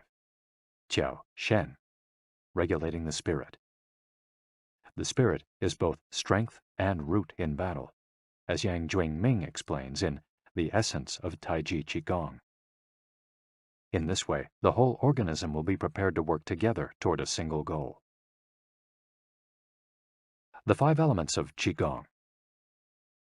One of Qigong's best-known exercises is a series representing the 5 elements: earth, water, wood, metal, and fire. This series of movements seeks to balance the 5 currents of energy in order to improve brain and organ function. There are several ways to do these movements. In this case, we're following the model of Professor Maria Isabel Garcia Monreal from the Qigong Institute in Barcelona. Earth. 1. Stand with your legs apart and your feet directly below your shoulders. 2. Turn your feet outwards slightly to straighten the posture. 3. Keep your shoulders relaxed and down and your arms loose at your sides, slightly away from your body. This is the Wu Qi, or rooted posture. 4. As you inhale, raise your arms in front of you until your hands are level with your shoulders, your palms facing down. 5. Exhale as you bend your knees and bring your arms down until your hands are level with your stomach, your palms facing in. 6. Hold this position for a few seconds, focusing on your breath. Water. Starting from earth posture, bend your knees into a squat, keeping your chest upright and exhaling throughout. 2. Press your coccyx downward to stretch your lumbar spine. 3. As you inhale, stand to return to earth posture. 4. Repeat twice for a total of 3. Wood. 1. Starting from earth posture, turn your palms upward and open your arms to the side, forming a circle as you inhale until your hands are level with your clavicle. Turn your hands so that your palms and elbows point downward while keeping your shoulders relaxed. 2. Reverse the movement as you exhale, making a downward circle with your arms until you reach your initial position. 3. Repeat twice for a total of 3. Metal. 1. Starting from earth posture, raise your arms until your hands are level with your sternum. 2. Turn your palms toward each other, about 4 inches apart, with your fingers relaxed and slightly separated, pointing upward. 3. As you inhale, move your hands away from each other until they are shoulder width apart. 4. As you exhale, bring your hands toward each other until they are back in position 2. 5. Repeat twice for a total of 3, observing the concentration of energy as you bring your hands together in front of your lungs. Fire. 1.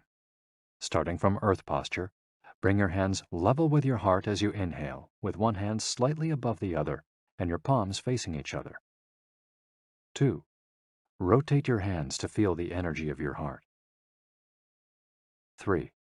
Turn from your waist gently to the left, keeping your torso relaxed and your forearms parallel to the ground. 4. With your palms still facing each other, separate your hands, bringing one up until it is level with your shoulder and the other down in front of your abdomen. 5. Turn from your waist gently to the right, keeping your torso relaxed and your forearms parallel to the ground. 6. As you exhale, let your hands come back together in front of your heart. 7. With your palms still facing each other, separate your hands, bringing one up until it is level with your shoulder and the other down in front of your abdomen. Completing the series. 1. Starting from earth posture, inhale as you bring your hands level with your shoulders, palms facing down. 2. As you exhale, lower your arms to rest at your sides, returning to the initial Wu Qi posture. Shiatsu.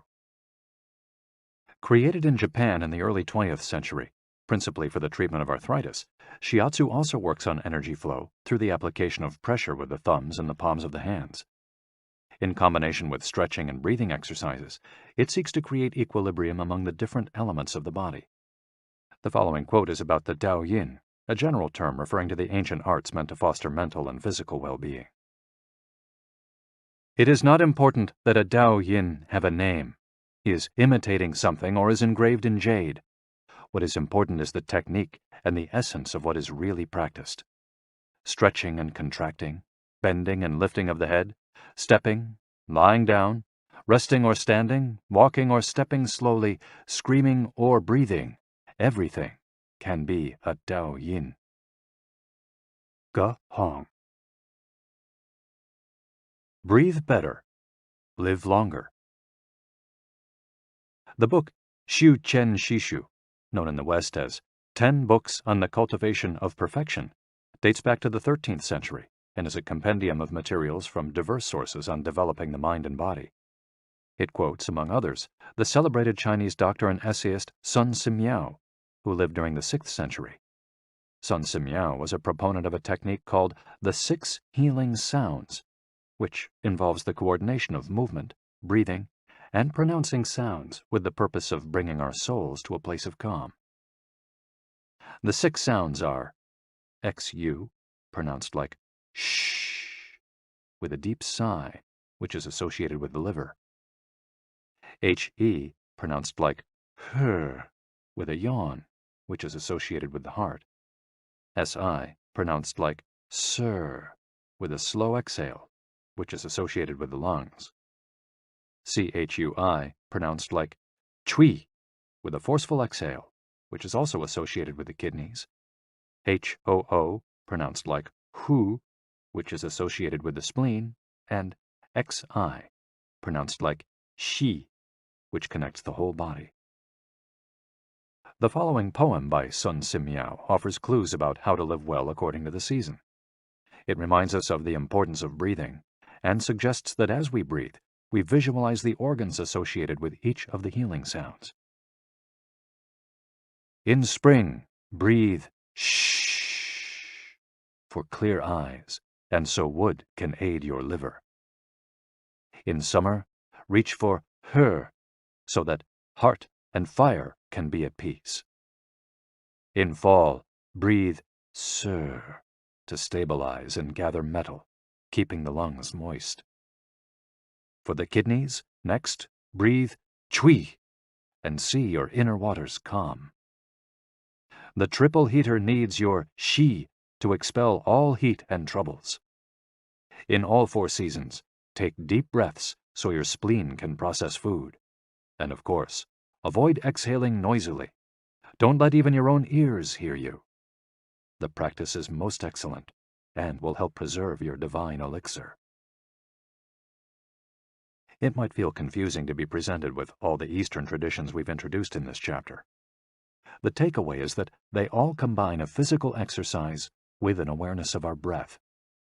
These 2 components, movements and breath, help us to bring our consciousness in line with our body, instead of allowing our mind to be carried away by the sea of daily worries. Most of the time, we're just not aware enough of our breathing.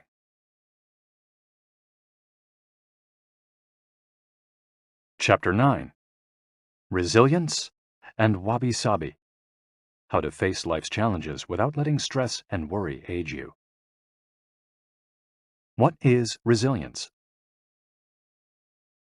One thing that everyone with a clearly defined Ikigai has in common is that they pursue their passion no matter what. They never give up, even when the cards seem stacked against them or they face one hurdle after another. We're talking about resilience, a concept that's become influential among psychologists. But resilience isn't just the ability to persevere. As we'll hear in this chapter, it's also an outlook we can cultivate to stay focused on the important things in life, rather than what is most urgent, and keep ourselves from being carried away by negative emotions. In the final section of the chapter, we'll explore techniques that go beyond resilience to cultivate anti-fragility. Sooner or later, we all have to face difficult moments, and the way we do this can make a huge difference to our quality of life. Proper training for our mind, body, and emotional resilience is essential for confronting life's ups and downs. Nana Korobia Oki. Fall 7 times, rise 8. Japanese proverb. Resilience is our ability to deal with setbacks. The more resilient we are, the easier it will be to pick ourselves up and get back to what gives meaning to our lives. Resilient people know how to stay focused on their objectives, on what matters, without giving in to discouragement. Their flexibility is the source of their strength. They know how to adapt to change and to reversals of fortune. They concentrate on the things they can control and don't worry about those they can't. In the words of the famous Serenity Prayer by Reinhold Niebuhr, God, give us grace to accept with serenity the things that cannot be changed, courage to change the things which should be changed, and the wisdom to distinguish the one from the other. Emotional resilience through Buddhism and Stoicism. Siddhartha Gautama, Buddha, was born a prince of Kapilavastu, Nepal, and grew up in a palace, surrounded by riches. At 16, he married and had a child. Not satisfied by his family's wealth, at 20,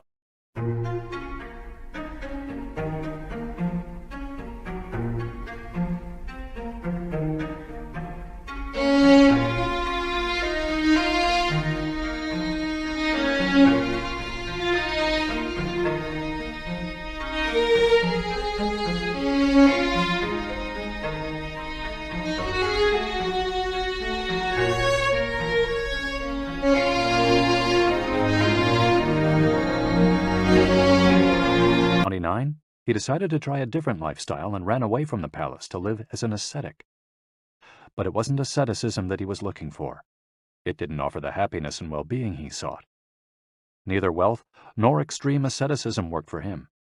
He realized that a wise person should not ignore life's pleasures. A wise person can live with these pleasures, but should always remain conscious of how easy it is to be enslaved by them. Zeno of Citium began his studies with the Cynics.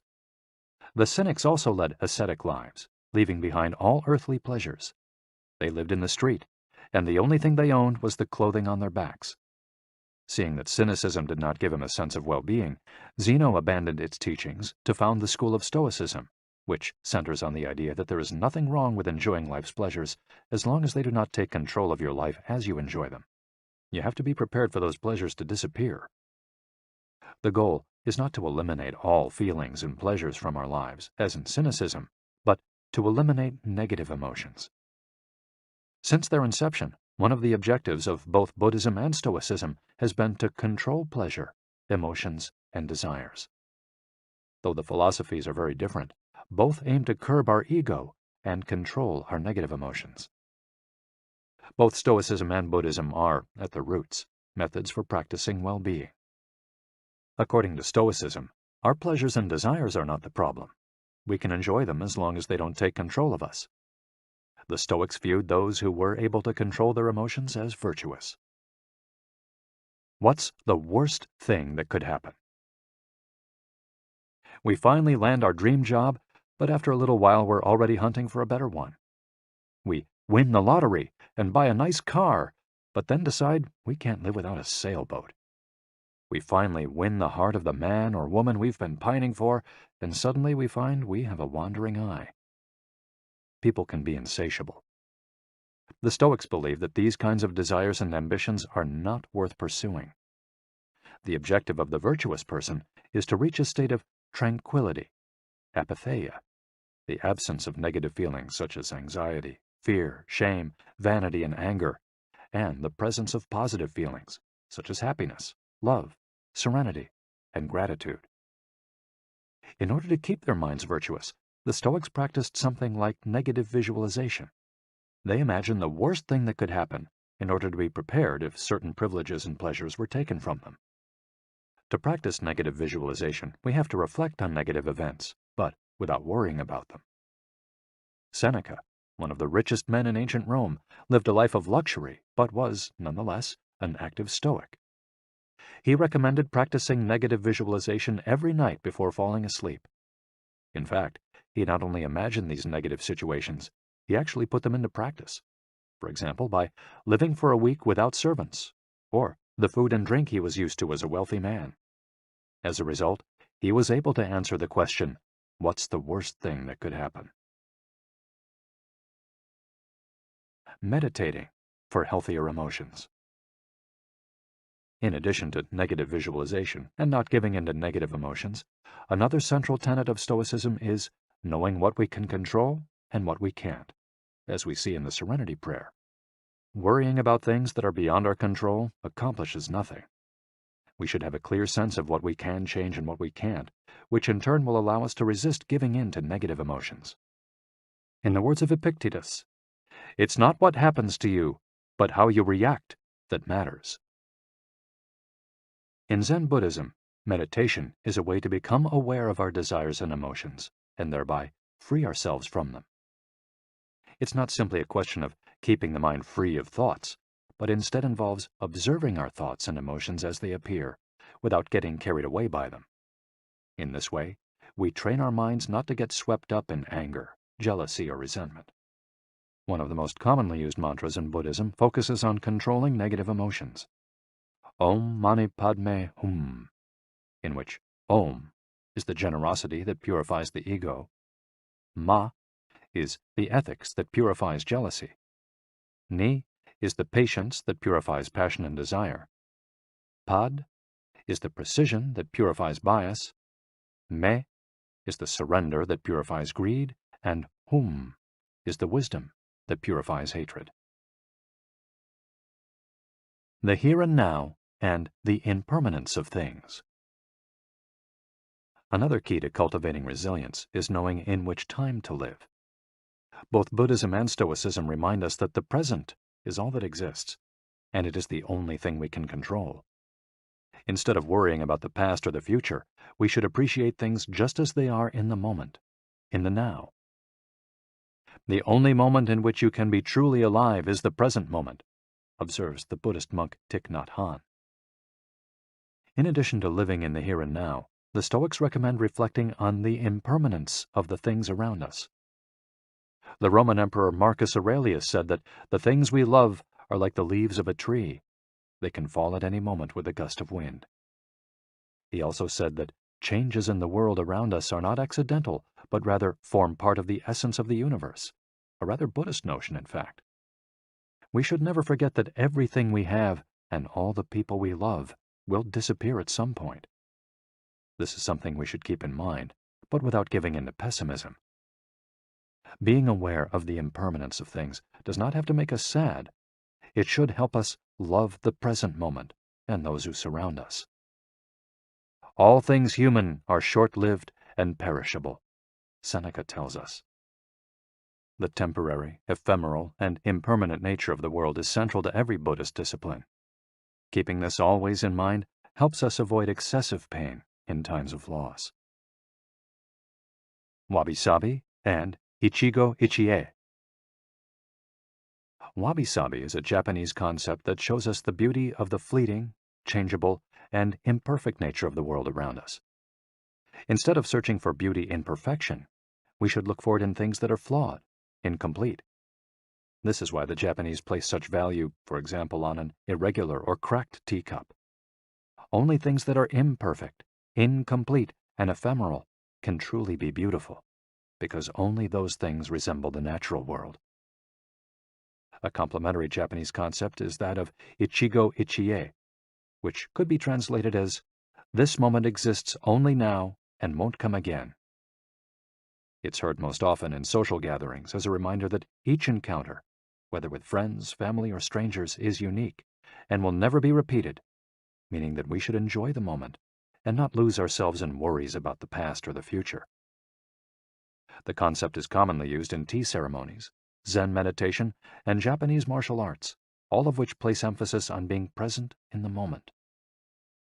In the West, we've grown accustomed to the permanence of the stone buildings and cathedrals of Europe, which sometimes gives us the sense that nothing changes, making us forget about the passage of time. Greco-Roman architecture adores symmetry, sharp lines, imposing facades, and buildings and statues of the gods that outlast the centuries. Japanese architecture, on the other hand, doesn't try to be imposing or perfect, because it is built in the spirit of wabi-sabi. The tradition of making structures out of wood presupposes their impermanence and the need for future generations to rebuild them. Japanese culture accepts the fleeting nature of the human being and everything we create. The grand shrine of Ise, for example, has been rebuilt every 20 years for centuries. The most important thing is not to keep the building standing for generations, but to preserve customs and traditions, things that can withstand the passage of time better than structures made by human hands. The key is to accept that there are certain things over which we have no control, like the passage of time and the ephemeral nature of the world around us. Ichigo-ichie teaches us to focus on the present and enjoy each moment that life brings us. This is why it's so important to find and pursue our Ikigai. Wabi-sabi teaches us to appreciate the beauty of imperfection as an opportunity for growth. Beyond resilience, anti-fragility. As the legend goes, the first time Hercules faced the Hydra, he despaired when he discovered that cutting off one of its heads meant that two would grow back in its place. He would never be able to kill the beast if it got stronger with every wound. As Nassim Nicholas Taleb explains in Anti-Fragile, Things That Gain from Disorder, we use the word fragile to describe people, things, and organizations that are weakened when harmed, and the words robust and resilient for things that are able to withstand harm without weakening. But we don't have a word for things that get stronger when harmed, up to a point. To refer to the kind of power possessed by the Hydra of Lerna, to talk about things that get stronger when they are harmed, Taleb proposed the term anti-fragile. Anti-fragility is beyond resilience or robustness. The resilient resists shocks and stays the same. The anti-fragile gets better. Catastrophes and exceptional circumstances offer good models for explaining anti-fragility. In 2011, a tsunami hit the Tohoku region of Japan, doing tremendous damage to dozens of cities and towns along the coast, most famously Fukushima. When we visited the affected coast 2 years after the catastrophe, having driven for hours along cracked highways and past one empty gas station after another, we passed through several ghost towns whose streets had been taken over by the remnants of houses, piles of cars, and empty train stations. These towns were fragile spaces that had been forgotten by the government and could not recover on their own. Other places, such as Ishinomaki and Kisenuma, suffered extensive damage but were rebuilt within a few years, thanks to the efforts of many. Ishinomaki and Kisenuma showed how resilient they were in their ability to return to normal after the catastrophe. The earthquake that caused the tsunami also affected the Fukushima nuclear power plant. The Tokyo Electric Power Company engineers working at the plant were not prepared to recover from that kind of damage. The Fukushima nuclear facility is still in a state of emergency and will be for decades to come. It demonstrated its fragility in the face of an unprecedented catastrophe. The Japanese financial markets closed minutes after the earthquake. Which businesses did the best in the aftermath?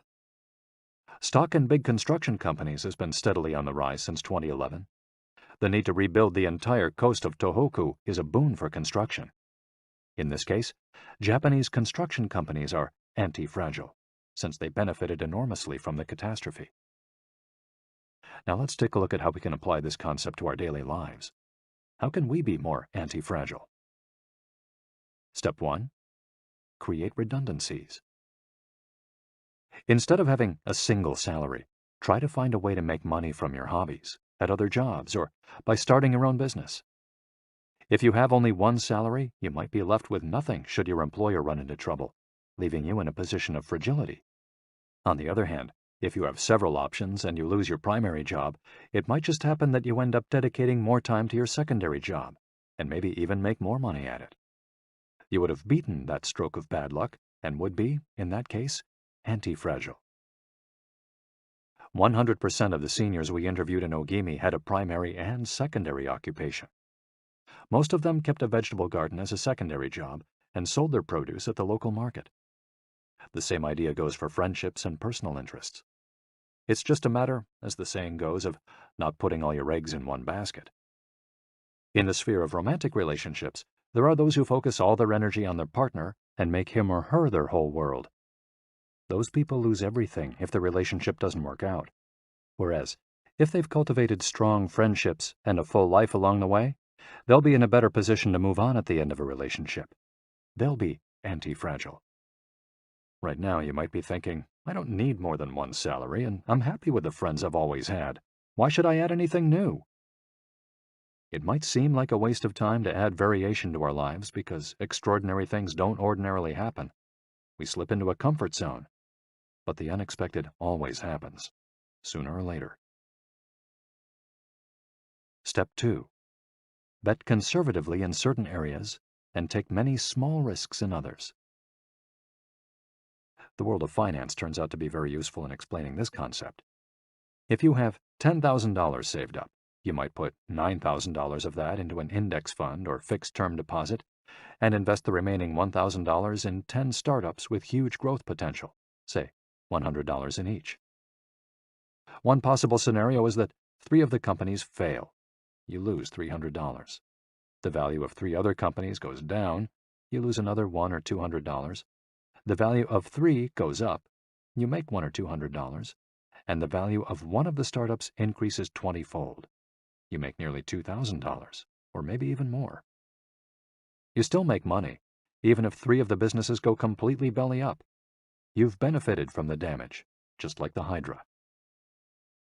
The key to becoming anti-fragile is taking on small risks that might lead to great reward without exposing ourselves to dangers that might sink us, such as investing $10,000 in a fund of questionable reputation that we saw advertised in the newspaper. Step 3. Get rid of the things that make you fragile. We're taking the negative route for this exercise. Ask yourself, what makes me fragile? Certain people, things, and habits generate losses for us and make us vulnerable. Who and what are they? When we make our New Year's resolutions, we tend to emphasize adding new challenges to our lives.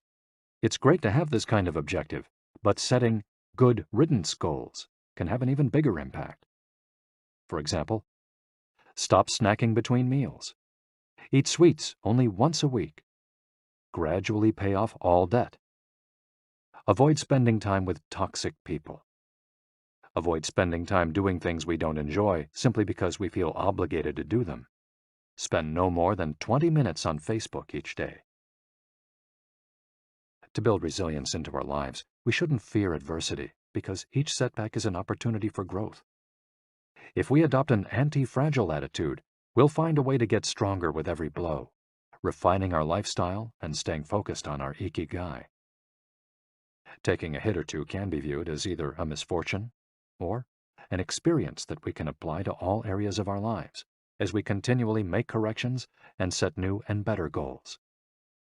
As Taleb writes in Anti-Fragile, we need randomness, mess, adventures, uncertainty, self-discovery, hear traumatic episodes, all these things that make life worth living. We encourage those interested in the concept of anti-fragility to read Nassim Nicholas Taleb's Anti-Fragile.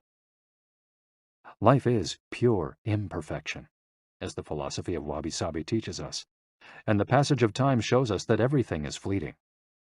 But if you have a clear sense of your Ikigai, each moment will hold so many possibilities that it will seem almost like an eternity.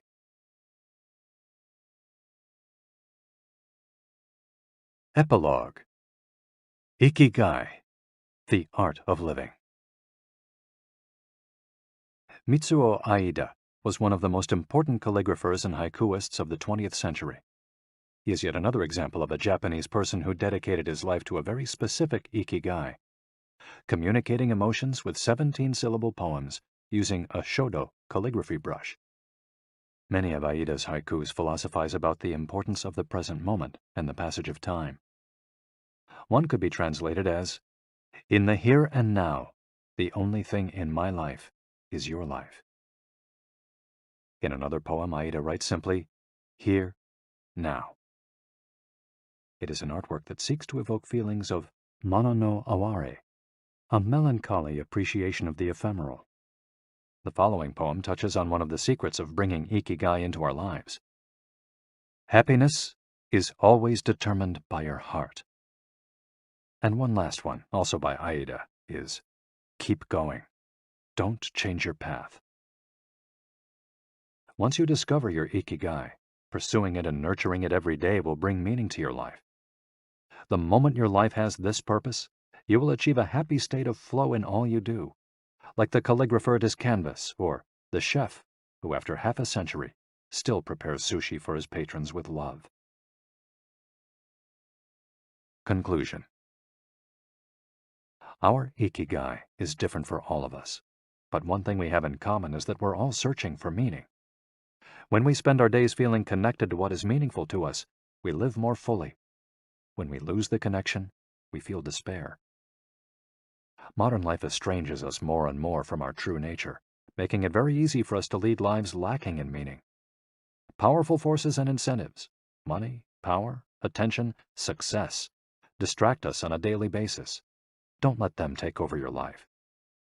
Our intuition and curiosity are very powerful internal compasses to help us connect with our Ikigai. Follow those things you enjoy and get away from or change those you dislike. Be led by your curiosity and keep busy by doing things that fill you with meaning and happiness. It doesn't need to be a big thing. We might find meaning in being good parents or in helping our neighbors. There is no perfect strategy to connecting with our Ikigai. But what we've learned from the Okinawans is that we should not worry too much about finding it. Life is not a problem to be solved.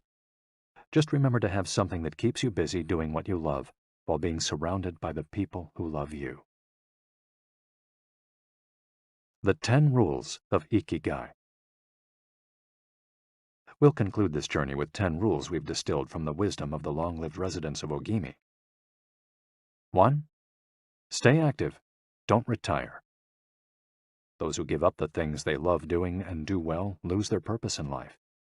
That's why it's so important to keep doing things of value, making progress, bringing beauty or utility to others, helping out, and shaping the world around you, even after your official professional activity has ended. 2. Take it slow.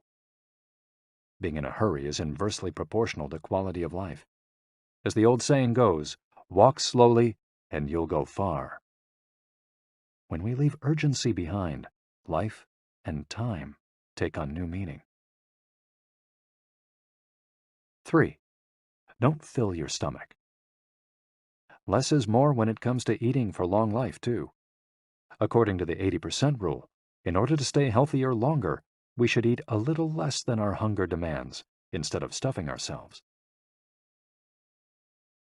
4. Surround yourself with good friends. Friends are the best medicine.